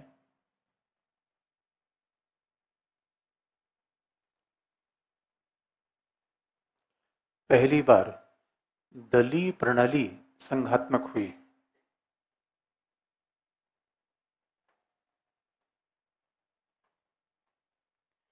उन्नीस सौ 90 के गठबंधन सरकारों के दौर में पहली बार दलीय प्रणाली संघात्मक हुई। Party system became federal in a post-90 coalition era in India. दलीय प्रणाली संघात्मक हुई जिससे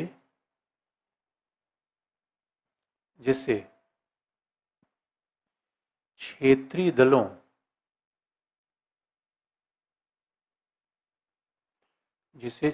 दलों को संघ शासन में हिस्सेदारी प्राप्त हो गई। हिस्सेदारी underline, power sharing,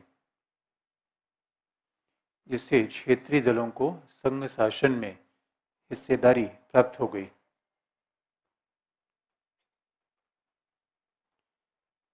regional parties, जिससे क्षेत्रीय दलों को संघ शासन में हिस्सेदारी प्राप्त हो गई। Regional parties got their due share in the power at the union level. क्षेत्रीय दलों को संघ शासन में हिस्सेदारी प्राप्त हो गई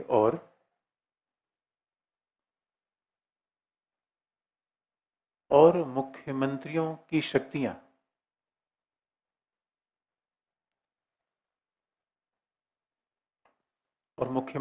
शक्तियां में निर्णायक वृद्धि हुई।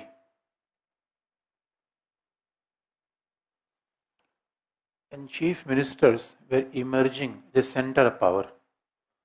और मुख्यमंत्रियों की शक्ति में निर्णायक वृद्धि हुई।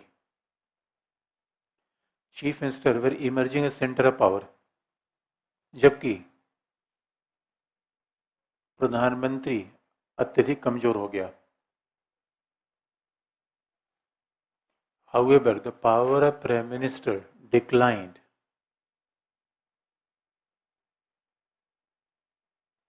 जबकि प्रधानमंत्री अत्यधिक कमजोर हो गया।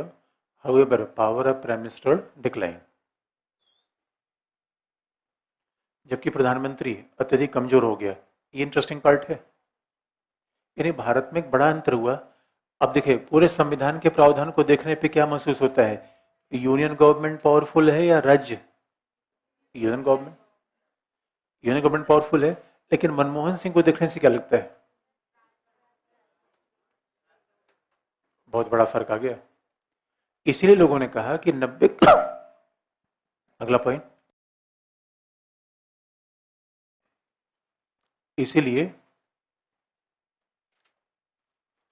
इसलिए भारत में वास्तविक संघ का विकास या एक नवीन संघ का विकास,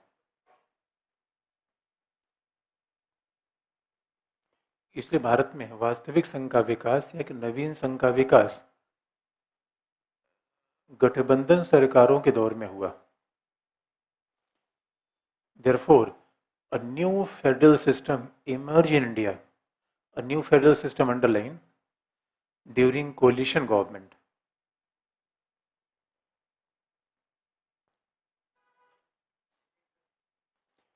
गठबंधन सरकारों के दौर में एक नवीन संघीय शासन का विकास हुआ या संघीय शासन का वास्तविक विकास हुआ. A true federal system emerged in India in the coalition era. अब खास तौर पे आप देखेंगे, अब जरा सोच के देखिए, हमारे यहाँ जब गठबंधन सरकार की बात आई, एक एक से स्ट्रॉन्ग चीफ मिनिस्टर थे.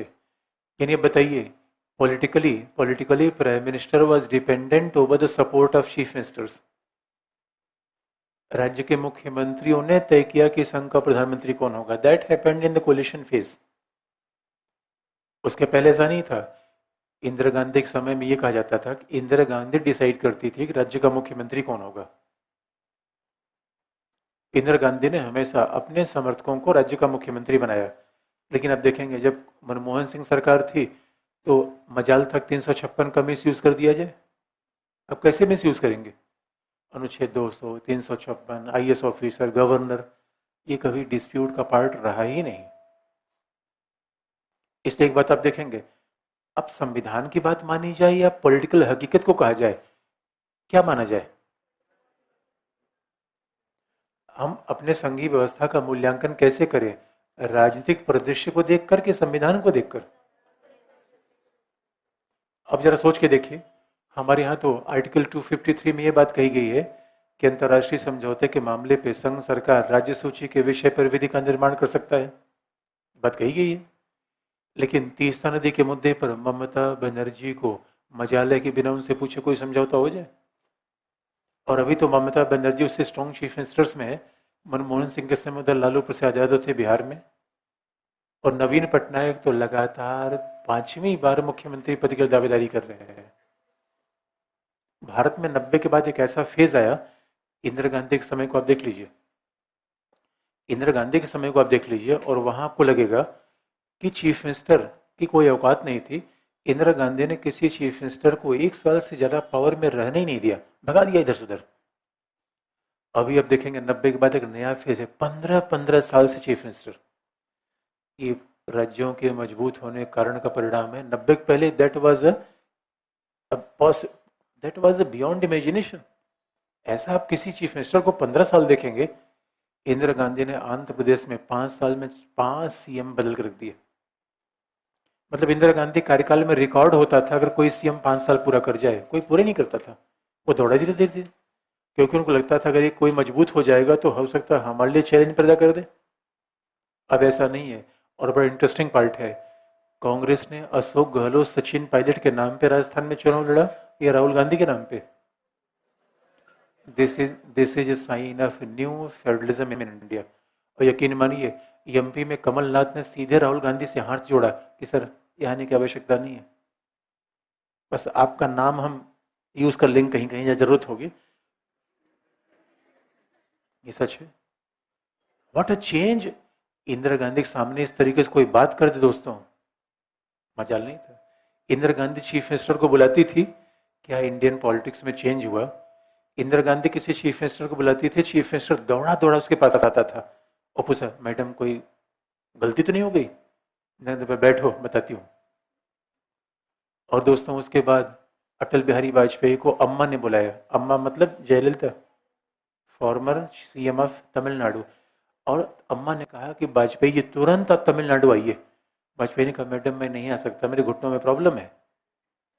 अब सोचिए, सीएम पीएम को बुलाएगा या पीएम सीएम को बुलाएगा? Who became the centre of power? और यकीन मानिए, Deve Gowda became the PM because of the CMs. Atal Bihari Vajpayee became the PM because of CM. और एक बात याद रखिए, ये बात सच है कि अभी थोड़ा सा बीजेपी सरकार के आने के बाद फिर से एक दल का प्रभाव बढ़ता दिखने लगा है.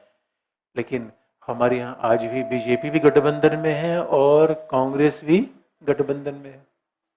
And why there is need of this coalition? Because regional parties are emerging a very strong contenders in Indian electoral scenario. जो क्षेत्रीय दल हैं बड़े ही प्रभावशाली रूप में उभर रहे हैं.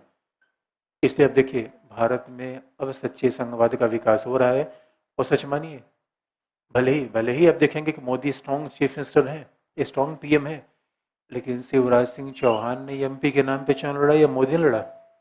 शिवराज सिंह चौहान। जब chief ministerial candidate in MP वजह शिवराज सिंह चौहान। रमन सिंह ने छत्तीसगढ़ में चुनाव लड़ा, मोदी ने नहीं। हाँ, जहां जहां कोई बेस नहीं था बीजेपी का, यूपी में, भाई यूपी में तो 92 के बाद बीजेपी को पावर कभी मिली नहीं, तो वहां तो मोदी ने अपने हिसाब से चुनाव लड़ा। हरियाणा में, लेकिन अब देखेंगे, इस वजह से इस वजह से ये कहना कि भारत में संघात्मक शासन नहीं है, आधा संघात्मक शासन है, that is not at all justified. क्योंकि, तो अगला point,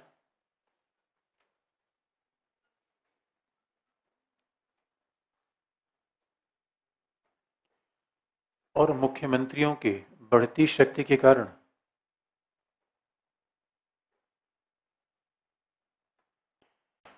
due to rising influence of chief ministers, मुख्यमंत्रियों की बढ़ती शक्ति के कारण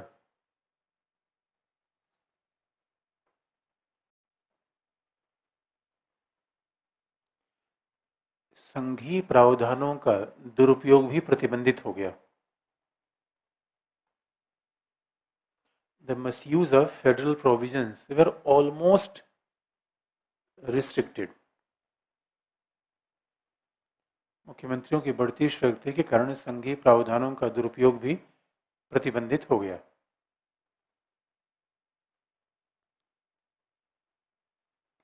संघीय प्रावधानों का दुरुपयोग भी प्रतिबंधित हो गया। अब उसमें कौन से संघीय प्रावधान? 200, 356 ब्रैकेट में लिख लीजिए। कौन से संघीय प्रावधान, या पॉइंट वाइज लिख लीजिए। राज्यपाल 356, आर्टिकल 200,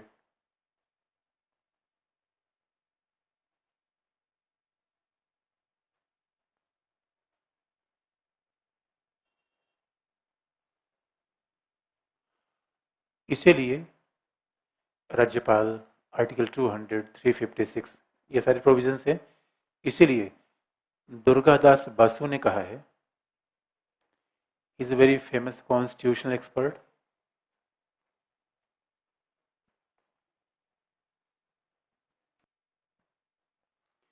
इसे दुर्गादास बसु ने कहा है कि भारतीय संघ का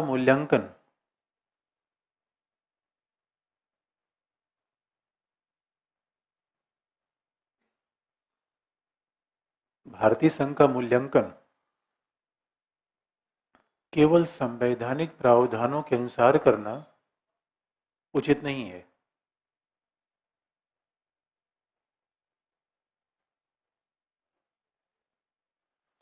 भारतीय संघ का मूल्यांकन केवल संवैधानिक प्रावधानों के अनुसार करना उचित नहीं है।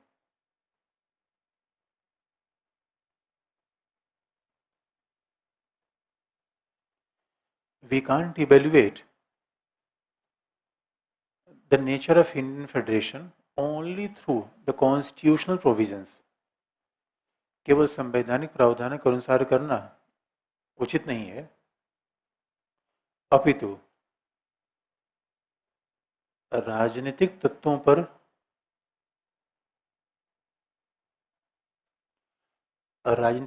पर ज्यादा ध्यान देने की आवश्यकता है। We should focus over political factors underline, बल्कि राजनीतिक तत्वों पर ज्यादा ध्यान देने की आवश्यकता है।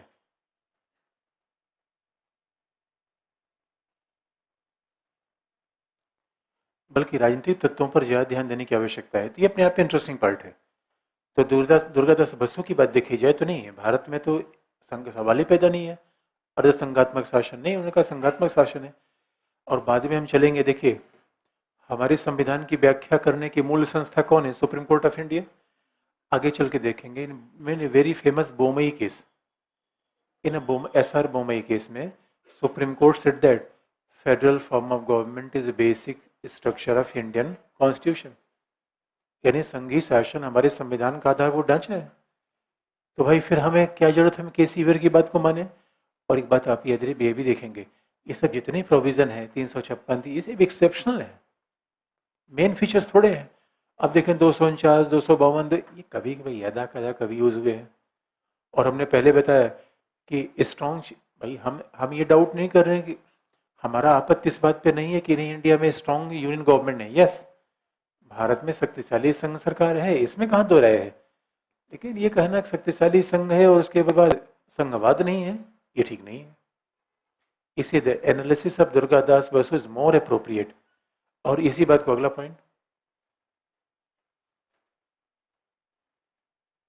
एमपी सिंह का मानना है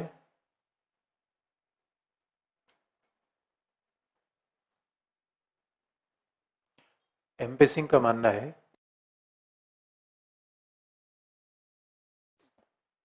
कि हाल में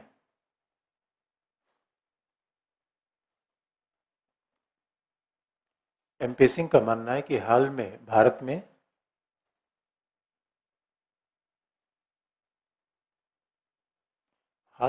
में संघात्मक प्रवृत्तियों में वृद्धि हो रही है।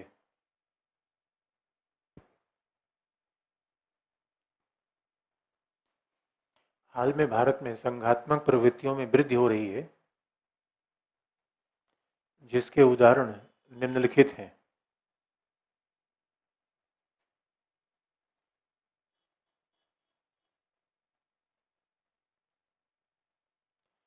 संघात्मक प्रवृत्तियों में वृद्धि हो रही, जिसके उदाहरण निम्नलिखित हैं। What MP Singh said that in recent days, nowadays, federal tendencies are growing in India, and the important examples are following. तो फेडरलाइजेशन की टेंडेंसी बढ़ने का मतलब है संघ व्यवस्था मजबूत हो रही है, राज्य पावरफुल हो रहे हैं। उसके बड़े एग्जाम्पल आप दिखा सकते हैं। कैसे? पहला पॉइंट, पहला, क्षेत्रीय दलों का बढ़ता प्रभाव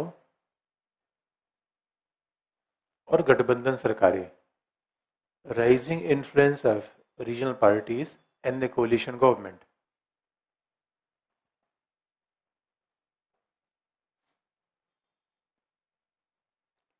क्षेत्रीय दलों का बढ़ता प्रभाव, गठबंधन सरकारें। दूसरा पॉइंट, नीति आयोग का गठन, the formation of NITI Aayog.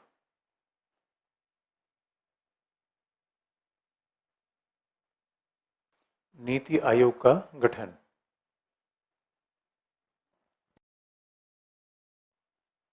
तीसरा, केंद्रीय करों में राज्यों की बढ़ती हिस्सेदारी, the increasing share of state in the central taxes.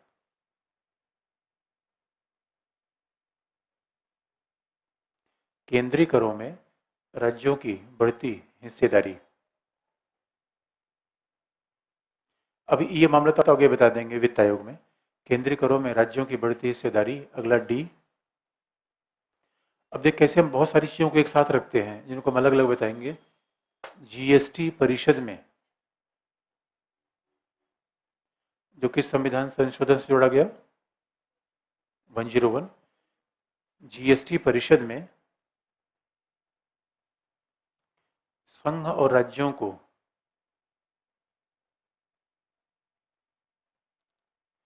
GST परिषद में संघ एवं राज्यों को निर्णय में समान सहभागिता देना।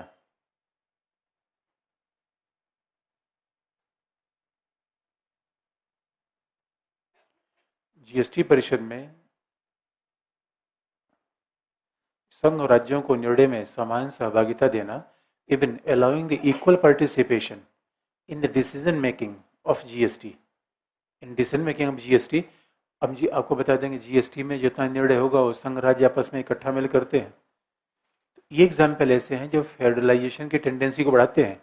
इसका मतलब जरा कंपेयर करिए, जो एमपी सिंह ने कहा है या जो दुर्गादास बसु के हिसाब से भी कंपेयर किया जाए, 1990 के पहले और 90 के बाद में कुछ बहुत ड्रेस्टिक चेंज आ गए, और that change is not constitutional, it is more political. और देखिए 1990 के पहले वन पार्टी सिस्टम था, वो चेंज हो गया। यद्यपि टेक्निकली उसके वन डोमिनेटेड पार्टी सिस्टम कहते हैं। तो now there is a coalition government instead of one dominated party system. वो जो कांग्रेस के प्रभुत्व का जमाना था वो नहीं रहा, पहला बड़ा फैक्ट आ गया है। दूसरा देखेंगे, प्लानिंग कमीशन गया और नीति आयोग आ गया। There was more centralisation, planning commission, राज्य नीति आयोग। इसलिए आप देखेंगे और सेंट्रल टैक्सेस में राज्यों के शेयर लगातार बढ़ रहे हैं। और अगर हम और बात करें तो कहीं ना कहीं पंचायती राज भी आए, तो पंचायती राज ने भी तो डिसेंट्रलाइजेशन को बढ़ाया।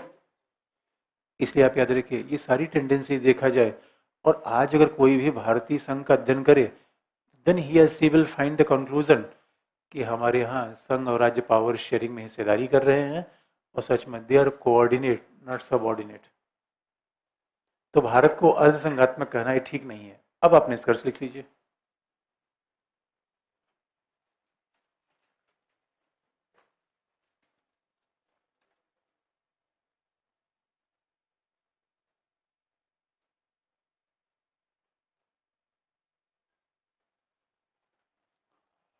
अब निष्कर्ष हम लिख लें।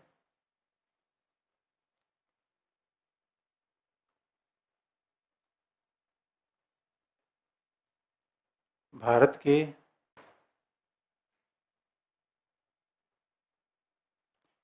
के संघीय शासन में केंद्रीकरण की प्रवृत्तियां विद्यमान है।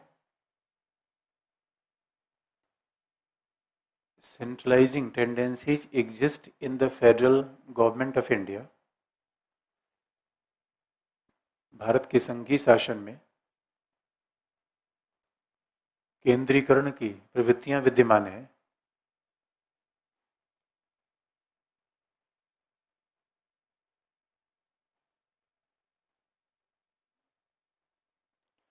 केंद्रीकरण की प्रवृत्तियां विद्यमान है, परंतु उच्चतम न्यायालय ने बोमई वाद में कहा, भाई supreme Court said in SR Bommai case,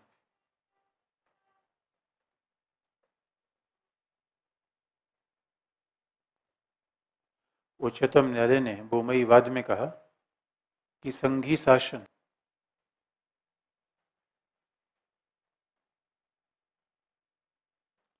Bommai वाद में कहा कि संघीय शासन भारतीय संविधान का आधारभूत ढांचा है।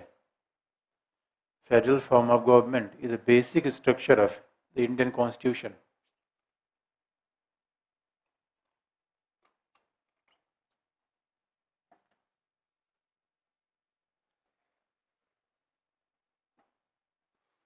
संघीय शासन भारत के संविधान का आधारभूत ढांचा है। संघीय शासन भारत के संविधान का आधारभूत ढांचा है, ये निष्कर्ष है।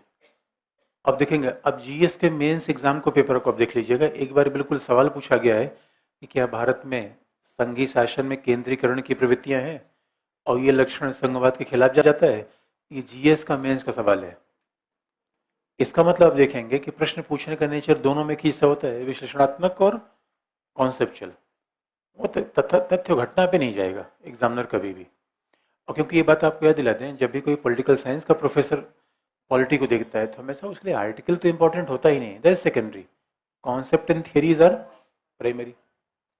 अब थोड़ा ये तो हमने ओवरऑल देख लिया कि इंडियन के फेडरल स्टेट के बारे में। अब हमारा ध्यान दूसरे तरीके की बढ़ेगा, एक एक इशू को देखेंगे। अभी तक एक ओवरऑल अध्ययन कर लिया कि what is a federal system.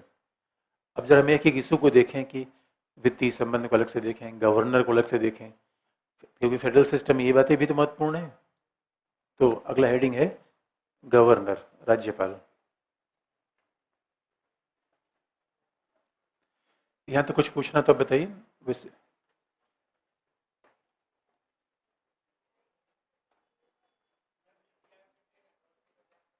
क्या करें? नीति आयोग। नीति आयोग कैसे संघवाद को बेहतर करता है, आप ये पूछ रहे हैं। अब देखो, नीति आयोग में पहली बार ऐसा किया गया है कि नीति आयोग में एक संस्था बनी, गवर्निंग काउंसिल। प्लानिंग कमीशन पहले था तो उसमें राज्यों का रिप्रेजेंटेशन ही होता था, और पहली बार जो गवर्निंग काउंसिल बनी है, गवर्निंग काउंसिल में स्टेट के मुख्यमंत्री हैं। यानी आज की डेट में अभी नीति आयोग में एक टास्क फोर्स बना था, पॉवर्टी एलिविएशन, गरीबी निवारण। उस टास्क फोर्स को हेड कर रहा था राज्य का चीफ मिनिस्टर। यानी आप देखिए, पहले हमारे यहाँ क्या था, प्लानिंग चलती थी टॉप टू बॉटम, और एक इंग्लिश में कहावत है, one size doesn't fit for all. यानी प्लानिंग कमीशन में जो पहले योजना आयोग था उसमें सेंट्रलाइजेशन था, और सेंट्रलाइजेशन और डिवीजन ऑफ पावर एक दूसरे के खिलाफ जाते हैं। भाई संघवाद तो डिसेंट्रलाइजेशन के लिए जाना जाता है, डिवीजन ऑफ पावर के लिए जाना जाता है। लेकिन नीति आयोग ने क्या किया है, ये टीम इंडिया की तरह है कि सीएम भी रहेगा, पीएम भी रहेगा, और दोनों मिलकर भारत के विकास की रूपरेखा तय करेंगे। ये एक एग्जाम्पल है जहां पे, क्योंकि हमने मुख्यमंत्री को पहली बार समानांतर भूमिका दी है, और राज्य संघीय ढांचे मुख्यमंत्री नीचे नहीं आता, साथ आता है, इसलिए नीति आयोग में कहा गया। तो गवर्निंग काउंसिल के एग्जाम्पल आप दे सकते हैं, प्रशासकीय परिषद।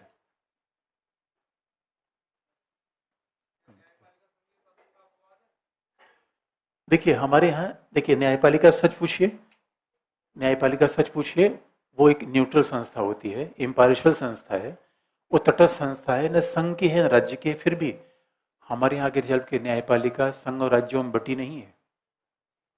हमारे अमेरिका जैसा मॉडल हमने नहीं अपनाया, तो हमारे यहाँ राज्य न्यायपालिका यूनिटरी है। न्यायपालिका यानी सीएजी भी है, CAG, election commission of India. अब संघीय ढांचे के हिसाब से तो राज्य का चुनाव राज्य को करवाने चाहिए थे, तो इलेक्शन कमीशन ऑफ इंडिया क्यों करवाता है? अब अमेरिका में ऐसा सिस्टम है, अमेरिका में इलेक्शन कमीशन ऑफ यूएस जैसी कोई संस्था नहीं है। 50 राज्यों के अपने इलेक्शन कमीशन है, 50 राज्यों का नियंत्रक महालेखा परीक्षक उनका अपना है। लेकिन हमारे यहाँ सारा सिस्टम किया गया, क्योंकि जरा सोच के देखिए, अगर ममता बनर्जी अपने यहाँ चुनाव करवाती तो क्या होता? हम आगे अभी बताएंगे, पंचायतों में भी पश्चिम बंगाल में चुनाव हुआ। इन पंचायतों में लगभग 1000 सरपंच ऐसे थे जो निर्विरोध निर्वाचित हुए। आपको, मुझे लगता है आप भी गांव से ही होंगे, 99% इस क्लास में गांव से ही लोग हैं, अगर मैं गलत नहीं हूं तो आप बताइए, किसी गांव में, और वो भी 1000 गांव में, ग्राम प्रधान का व्यक्ति निर्विरोध निर्वाचित हो जाए, it is beyond the imagination, it can't be happen. कहीं निर्विरोध कराया गया, जबरदस्ती बाकी लोगों को बैठा दिया गया। पश्चिम बंगाल में तो इतनी हालत खराब है कि आप देखेंगे स्कूल में भी पॉलिटिकल पार्टी के मेंबर वहां पे हैं। जो बच्चा स्कूल में जा रहा है वही टीएमसी का झंडा लेके जा रहा है। यही काम पे लेफ्ट ने किया, वामपंथी दलों ने किया, वही काम टीएमसी कर रही है। तो अब जरा सोच के देखिए, राज्य अगर चुनाव करवाते तो कभी इम्पार्शियल चुनाव हो पाता? तो कुछ लोग कहते हैं कि भाई election commission of India, UPSC, ये सब ऑल इंडिया सर्विसेज, ये सेंट्रलाइजेशन पैदा करते हैं। इसके देखने का दूसरा भी पहलू है, सेंट्रलाइजेशन पैदा नहीं करते बल्कि तो इम्पार्शियल है। यही बात आईएएस ऑफिसर के बारे में कहा जाता है। अरे राज्यों को धन्यवाद देना चाहिए कि हम इतने अच्छे ऑफिसर उन्हें दे रहे हैं। संघ सरकार ने एग्जाम लिया, ट्रेनिंग किया, सारी दुनिया में घुमाया, और इतने अच्छे ऑफिसर बिना हिंग और फिटकरी लगाए आपको दे दिया। आप उसका यूज करिए। और IAS officer he is not a member of any political party. भाई वो तो जहां रहेगा वहीं काम करेगा। इसे ये कहना कि आईएएस ऑफिसर ठीक नहीं है, संघवाद खिलाफ नहीं है, जितनी आलोचना हमने बताई सब बेकार की आलोचना है, सब बेकार की आलोचना है। भाई आईएएस ऑफिसर का कोई पार्टी थोड़ी है, संघ राज्य में कोई भी काम करे वो काम करेगा। इसलिए केसी वेयर इस बात को समझ नहीं पाए कि इंडिया की कंडीशन एकदम अलग है, ये अमेरिका नहीं है।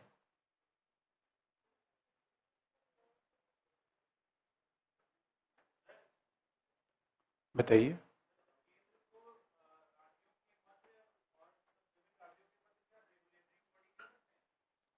नहीं नहीं नहीं, रेगुलेटरी बॉडी एकदम नहीं है, रेगुलेटरी बॉडी नहीं है, एक सहयोग की बात हो चीज है। रेगुलेशन का मतलब एकदम अलग बन जाता है। ये ट्राई थोड़े है, रेगुलेटरी बॉडी नहीं है। किसी ने कहा राजनीतिक संघवाद का संवैधानिक संघवाद पर क्या प्रभाव पड़ेगा? संवैधानिक संघवाद प्रभावी बन के उभरेगा। संवैधानिक संघवाद क्या है? राजसूची का विषय है। अच्छा, हमारे यहाँ कॉन्स्टिट्यूशनल फेडरलिज्म है कि नहीं है? राजसूची के विषय अलग हैं, राज्य का मुख्यमंत्री है, मुख्यमंत्री निर्वाचित होगा, तो कॉन्स्टिट्यूशनल फेडरलिज्म तो ही है। लेकिन जब वो राजनीतिक रूप में पावरफुल होगा तो फेडरलिज्म और प्रभावशाली बन जाएगा। अब अगला हेडिंग, अलगाव कैसे बढ़ेगा? महाराष्ट्र को ज्यादा पावर दे देंगे तो अलगाव कैसे बढ़ेगा? सवाल ही पैदा नहीं होता। अलगाव बिल्कुल नहीं बढ़ेगा। भाई अलगाव का मतलब देखिए, आपको याद दिला दें, आगे भी हम इस बात पे चर्चा करेंगे। क्षेत्रवाद अलग होता है, अलगाववाद अलग होता है। आप किस स्टेट से हो? बिहार से हो? बिहार के लोगों के पास रहने पे ज्यादा अच्छा लगता है या बाकी लोगों के पास रहने में? नहीं, कहीं भी नहीं, सच बोलो, कहीं भी नहीं होता है। अरे भाई, जो अपनी जुबान बोलता है उसको उसके साथ ज्यादा ज्यादा नहीं कंफर्टेबल फील करता है। That is a regionalism.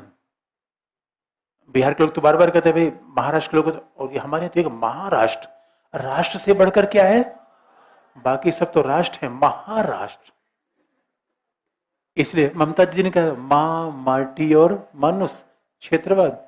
तो ममता दीदी भारत से अलग थोड़ी होना चाहती है, अपनी हिस्सेदारी मांगती है, अपनी हिस्सेदारी मांग रही है। तो ये क्षेत्रवाद और ये अलगाववाद एकदम अलग अलग चीजें हैं, आगे भी हम इस पर अभी बात करेंगे।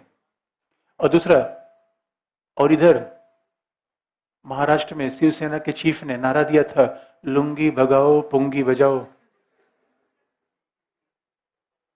असम में नारा दिया गया था, अगर किसी बंगाली और कोबरा को एक साथ देखो तो पहले किसको मारना है, बंगाली को।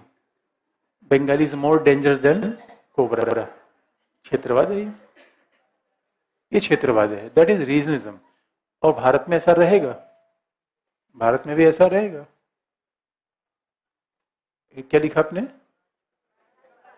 राज्यपाल।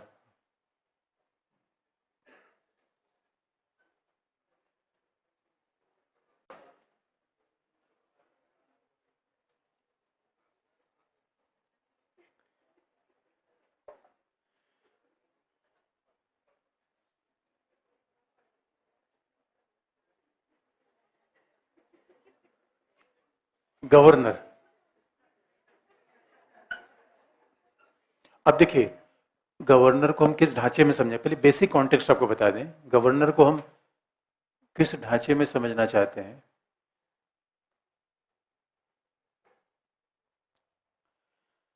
क्योंकि जब भी आप गवर्नर के बारे में आगे बढ़ेंगे तो बेसिक बात फिर आपको याद दिला दें, और जब भी क्वेश्चंस में हम बेसिक बात नहीं लिखेंगे मामला नहीं बनेगा। तो जैसे कि आपको बता दें कि बेसिक फीचर ऑफ हमारा यूनियन गवर्नमेंट क्या है, डिवीजन ऑफ पावर।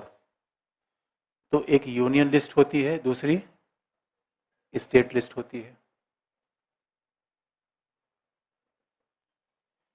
उस कॉन्टेक्स्ट में अगर जरा गवर्नर को देखा जाए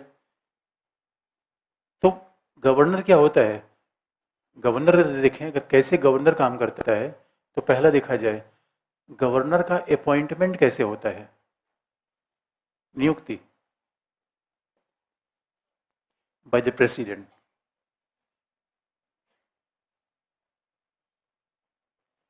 गवर्नर का अपॉइंटमेंट राष्ट्रपति के द्वारा होता है।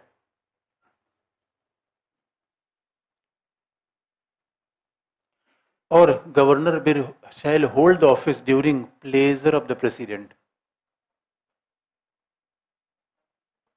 यह राष्ट्रपति के प्रसाद पर्यंत तक कार्य करता है। Will shall hold the office during the pleasure of the president. वो राष्ट्रपति के प्रसाद पर्यंत काम करेगा, यद्यपि ये भी लिखा गया है उसका कार्यकाल 5 वर्षों का होगा।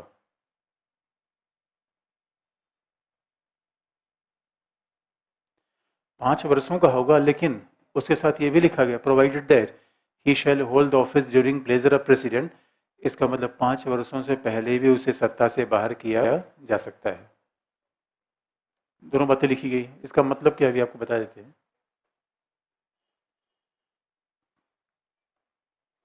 क्योंकि अभी आप देखेंगे, इसमें हम देखेंगे कैसे संघात्मक व्यवस्था बनाई है। पहले गवर्नर बारे में बेसिक बातें बता दें, फिर देखेंगे आखिर में फेडरल फीचर्स कहाँ आता है और कहाँ कहाँ फेडरल फीचर्स का वायलेशन है। दूसरी बात है,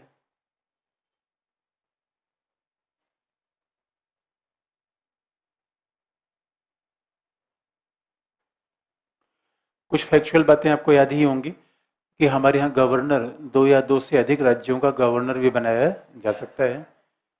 और जब वो whenever he is holding the office of 2 and more than 2 states, उसको वेतन भत्ता कैसे मिलेगा, जो राष्ट्रपति डिटरमाइन करेंगे।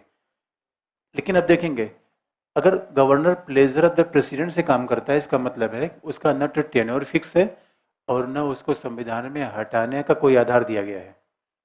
वो हटाने कोई आधार नहीं है, तो जब भी राष्ट्रपति चाहे गवर्नर को सत्ता से बाहर कर देगा। अब देखेंगे गवर्नर के कार्य क्या है, what is the role of governor.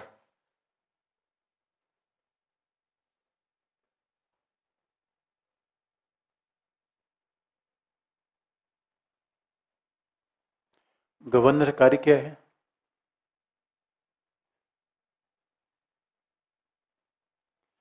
Governor कार्य क्या है? पहला, appointment of CM, chief minister की नियुक्ति। The most important function of governor is appointment of chief minister, CM.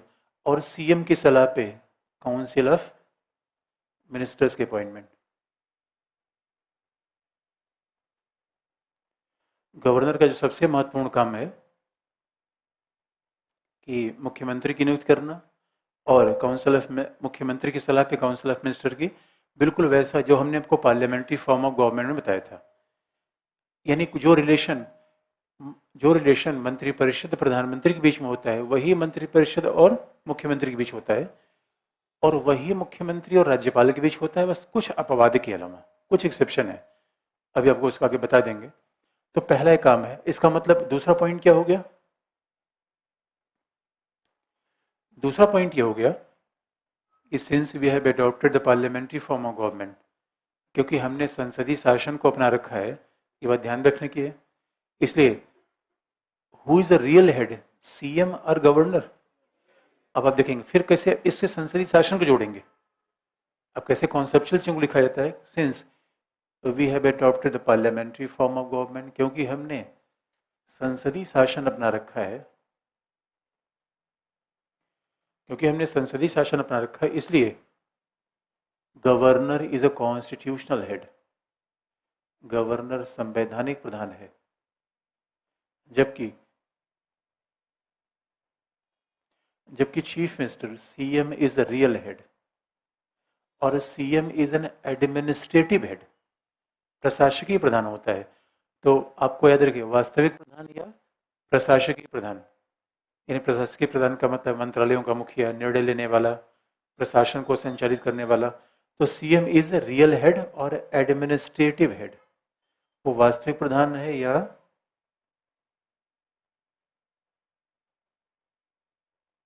प्रशासकीय प्रधान है।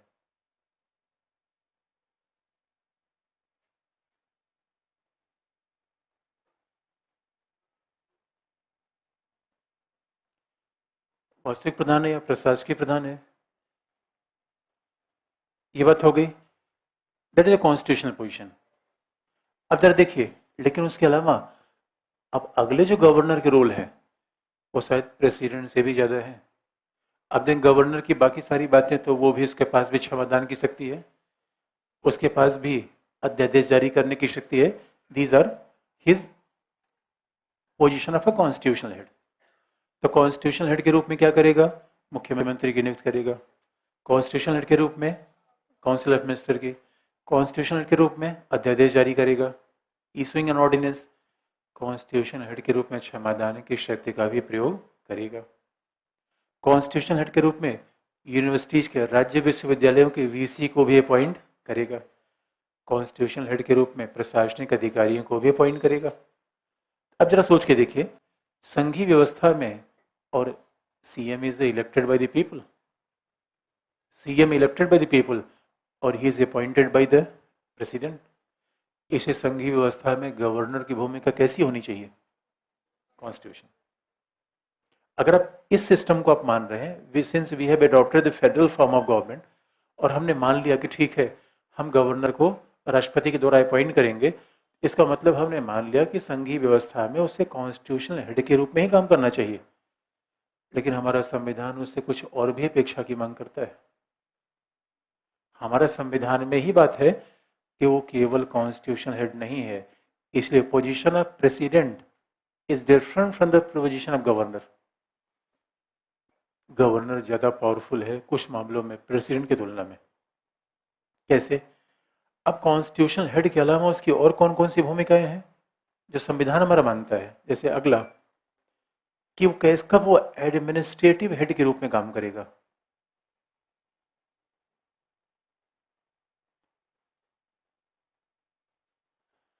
कब वो प्रशासनिक प्रधान के रूप में काम करेगा? ये बहुत इंपॉर्टेंट बात आ गई फिर।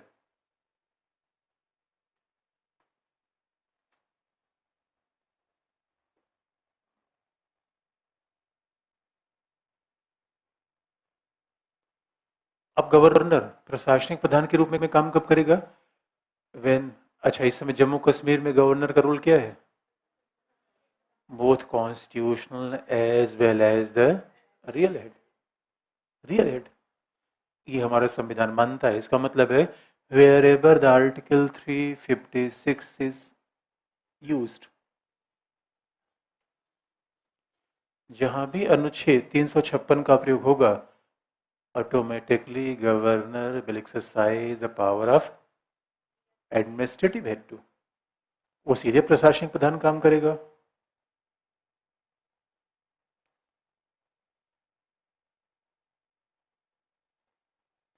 इसका मतलब है वो अपने पसंदीदा आईएएस अधिकारियों को अपॉइंट करेगा और आईएएस अधिकारियों के माध्यम से पूरे राज्य के प्रशासन का संचालन करेगा। जबकि आप देखेंगे president is not entitled to exercise that power. हमारे संघ में कभी कोई ऐसी स्थिति नहीं आती जब काउंसिल ऑफ मिनिस्टर न हो, राज्यों में लगता है। यानी राष्ट्रपति शासन संघ में नहीं होता है, राष्ट्रपति शासन कहाँ होता है? राज्यों में। और 356 को अलग से एक्सप्लेन करेंगे हम अभी तो हम गवर्नर की बात करें, 356 पर अलग से आएंगे। अब जरा देखिए अगला, इसकी भूमिका यही नहीं खत्म होती। अगला, अच्छा 356 के मामले में तो होता है, एक दूसरा भी मामला है केंद्र शासित क्षेत्रों में। वेरेवर गवर्नर, जैसे पंजाब और हरियाणा गवर्नर है, तो पंजाब और हरियाणा की इधर ज्वाइंट कैपिटल है चंडीगढ़। चंडीगढ़ पंजाब हरियाणा की ज्वाइंट कैपिटल है।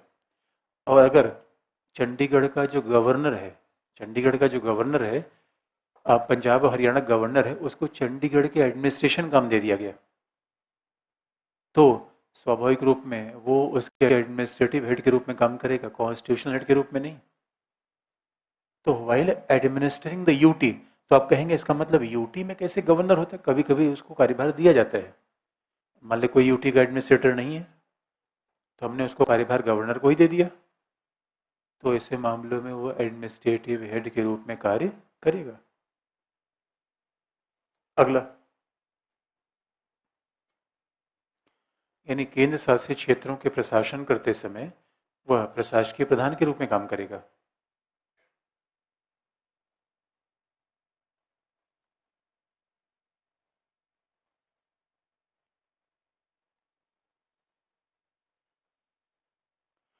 और अगला, गवर्नर को कुछ स्पेशल रिस्पॉन्सिबिलिटी है संविधान से। Governor is given some special responsibility.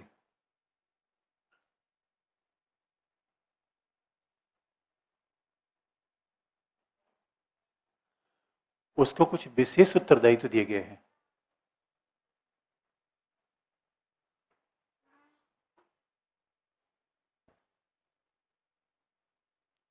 और आपको याद दिला दें, जहां तक स्पेशल रिस्पॉन्सिबिलिटी की बात है,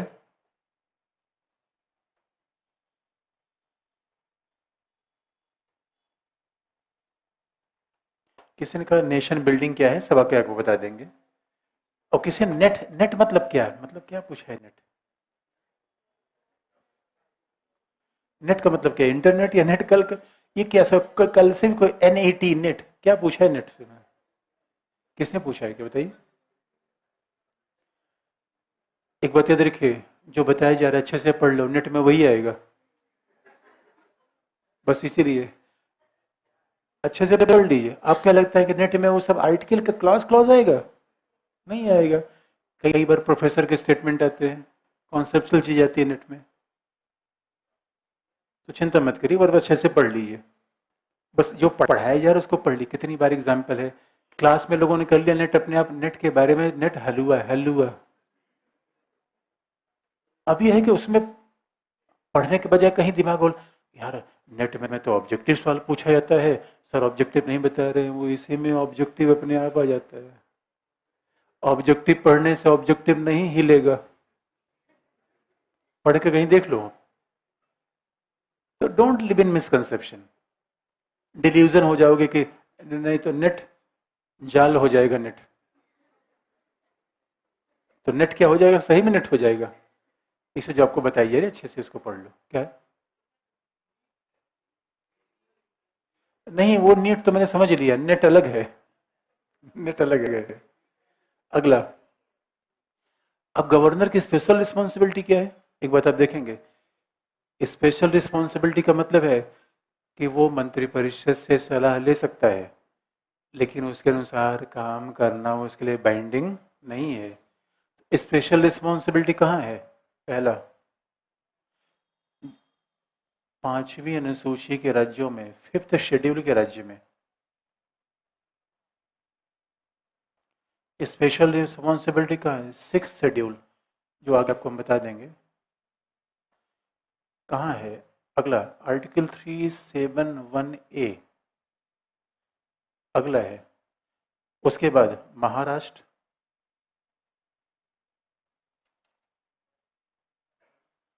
महाराष्ट्र, गुजरात,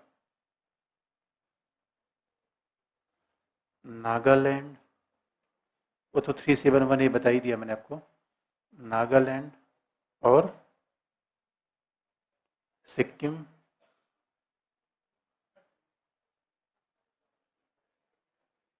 सिक्किम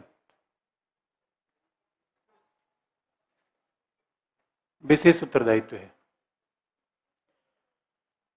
पांचवी अनुसूची आगे पंचायती राज में बता देंगे, छठी अनुसूची आगे बता देंगे आपको विषम संघवाद में। विषम संघवाद में 371A नागालैंड के बारे में स्पेशल प्रोविजन है। महाराष्ट्र के राज्यपाल का स्पेशल रिस्पॉन्सिबिलिटी है। और what is special responsibility of governor of Maharashtra? कि विदर्भ और मराठवाड़ा के विकास के लिए कार्य करे। और विदर्भ और मराठवाड़ा के विकास के लिए काम करने में गवर्नर अपने भी विवेक का प्रयोग कर सकता है, मंत्रिपरिषद की सलाह लेने के अलावा, मंत्रिपरिषद की सलाह लेने के अलावा। तो दूसरा, गुजरात में सौराष्ट्र कच्छ के विकास के लिए काम करे। नागालैंड में उग्रवादी गतिविधियों पर नियंत्रण रखने में उसकी भूमिका है। In Nagaland governor is given special responsibility to insuring internal security in Nagaland. और अगला सिक्किम में to maintaining peace and tranquillity in Sikkim. इसका मतलब है ये अलग अलग गवर्नर के उत्तरदायित्व है। इसे एक बात होता है, हमारी संघीय व्यवस्था में गवर्नर का मल्टीपल रोल है। इसलिए गवर्नर क्या है? कॉन्स्टिट्यूशनल हेड है पहला, एडमिनिस्ट्रेटिव हेड है दूसरा, link between union and the state है तीसरा, link between union and the state है तीसरा, या चौथा संघ का एजेंट है। क्या रोल है उसका? तब देखें governor is having the multiple role. और एक बात आपको याद दिला दें कि why governor is appointed, why governor is not elected. पहला, लिखने की बात यहां शुरू करें हम।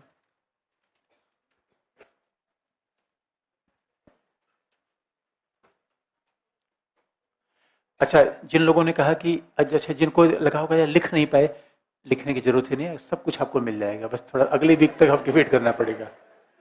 You don't need to write anything. लेकिन जो लिखने की बात है, पहला हेडिंग है गवर्नर की नियुक्ति और संघीय शासन, appointment of governor and federal form of government.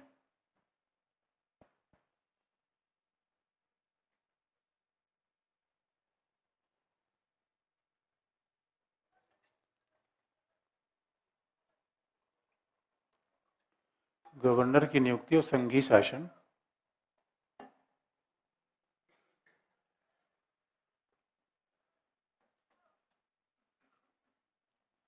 पहला, अब देखिए इसको फेडरल सिस्टम जोड़ेंगे। पहला, भारतीय संघ में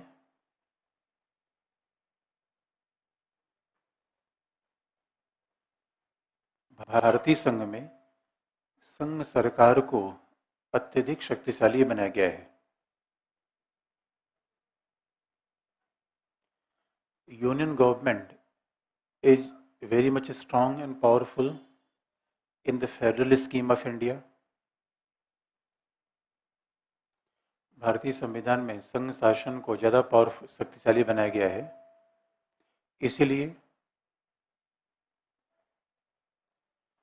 इसलिए राज्यों के राज्यपाल की नियुक्ति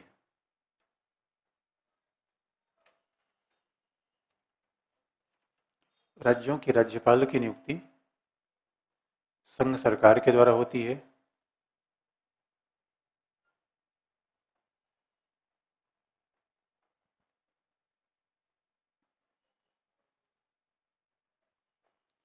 राज्यों के राज्यपाल की नियुक्ति संघ सरकार के द्वारा होती है, जिससे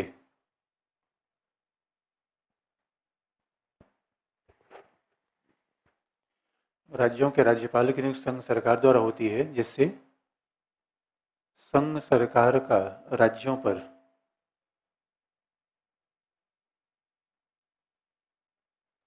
जिससे संघ सरकार का राज्यों पर नियंत्रण बना रहे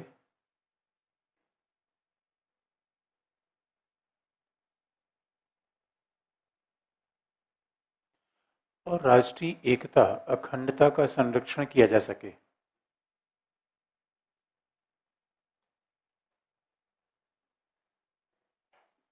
और राष्ट्रीय एकता अखंडता का संरक्षण किया जा सके।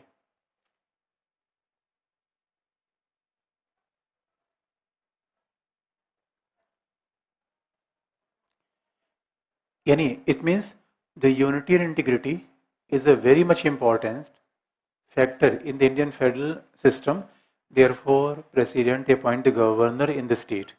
बात को सीधे शब्दों में कहा जाए, अब मान लीजिए हम अमेरिका की संघीय व्यवस्था अपना लेते और नागालैंड का गवर्नर नागालैंड की जनता निर्वाचित करती, तो हमारा नागालैंड पे क्या नियंत्रण होता? प्रॉब्लम आती कि नहीं? और ऐसी कंडीशन में आप देख रहे हैं जब हमारे यहाँ अलगाववाद की प्रवृत्तियां हैं, इसलिए union indicates about the more powerful union government and that is visualized over each and everywhere. वो हर जगह आपको दिखेगा। Union government is very much powerful, वो आपको हर जगह दिखेगा। इसी वजह से अब जरा सोच के देखिए, अगर जम्मू कश्मीर में वहां का स्थानीय निवासी का राज्य कब का मुख्यमंत्री तो कई बार उल्टा सीधा बोलता रहता है। How governor is very important. यानी यहाँ पे आप देखेंगे, आपको याद रखिए, गवर्नर जो राजभवन में रहता है उस राज्य में, राजभवन में फालतू थोड़ी बैठा रहता है। हर 15 दिन में संगृह मंत्रालय को सीधा रिपोर्ट भेजता रहता है कि राज्य में क्या चल रहा है। और हमने माना दोस्तों कि दुनिया में कम्युनिकेशन सिस्टम बड़ा अच्छा है, 24/7 की मीडिया है, but the ground situation can only be told by the person who is sitting there. याद रखिए, अब पता चला कि 600 किलोमीटर किसी के आप दूर हैं और उसकी बात को समझ लेंगे, नहीं हो पाएगा। उस जगह पे आपको रहना पड़ेगा। इसलिए इसी वजह से अब गवर्नर को हमने बनाया। तो आप देखेंगे यूनियनवादी फेडरल सिस्टम हर जगह दिखता है। और अगला पॉइंट,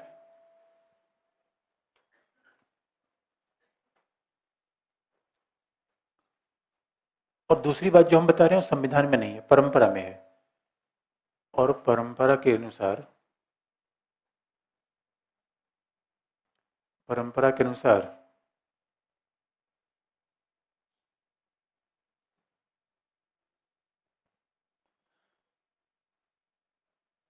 राज्य का राज्यपाल,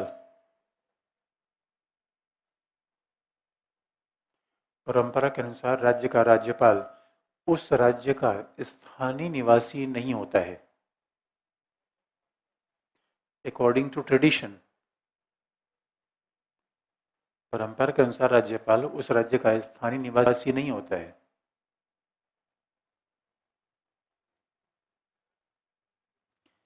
अब देखेंगे, ये बहुत बड़ी बात है कि according to tradition customs even governor should not be the resident of that state.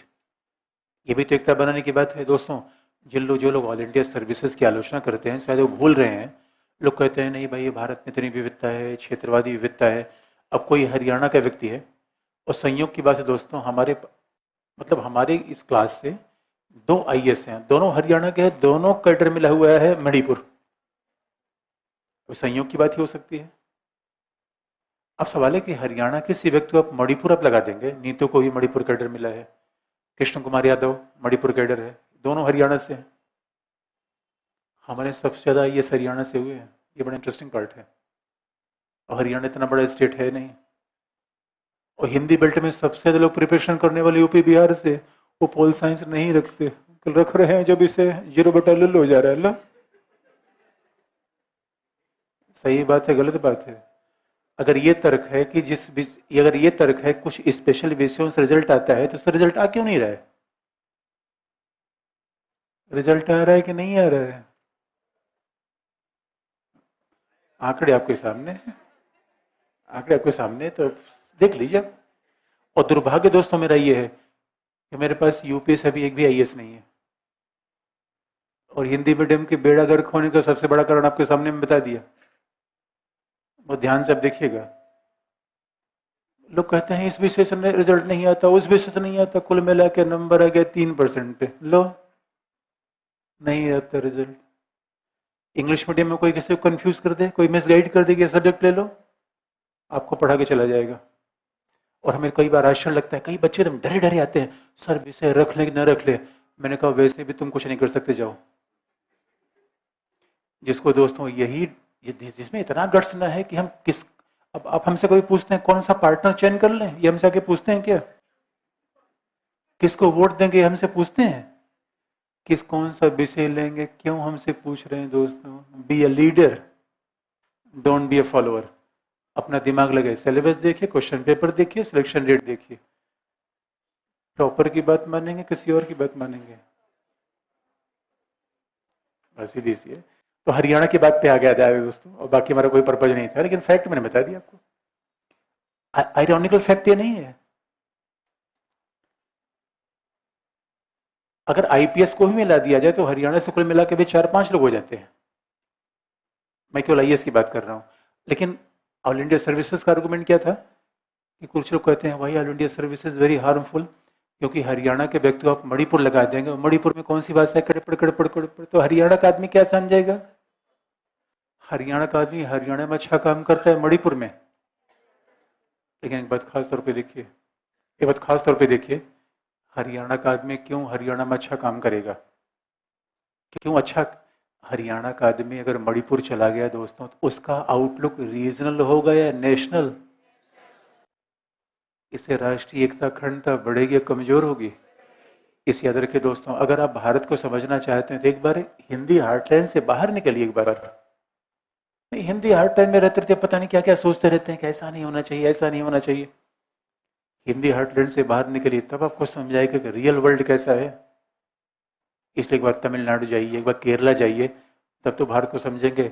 And what a wonderful idea, person who has brought up educated in Haryana serving in Manipur. और जो व्यक्ति जम्मू कश्मीर में पैदा हुआ राजस्थान में सर्व कर रहा है, और जो राजस्थान में पैदा हुआ पला बढ़ा वो कर्नाटका में पुलिस ऑफिसर बन गया। इससे बेहतर कोई मैकेनिज्म एकता बनाने का है? इसलिए ये संघ को नुकसान पहुंचाता है या एकता में बांधता है? बाकी कल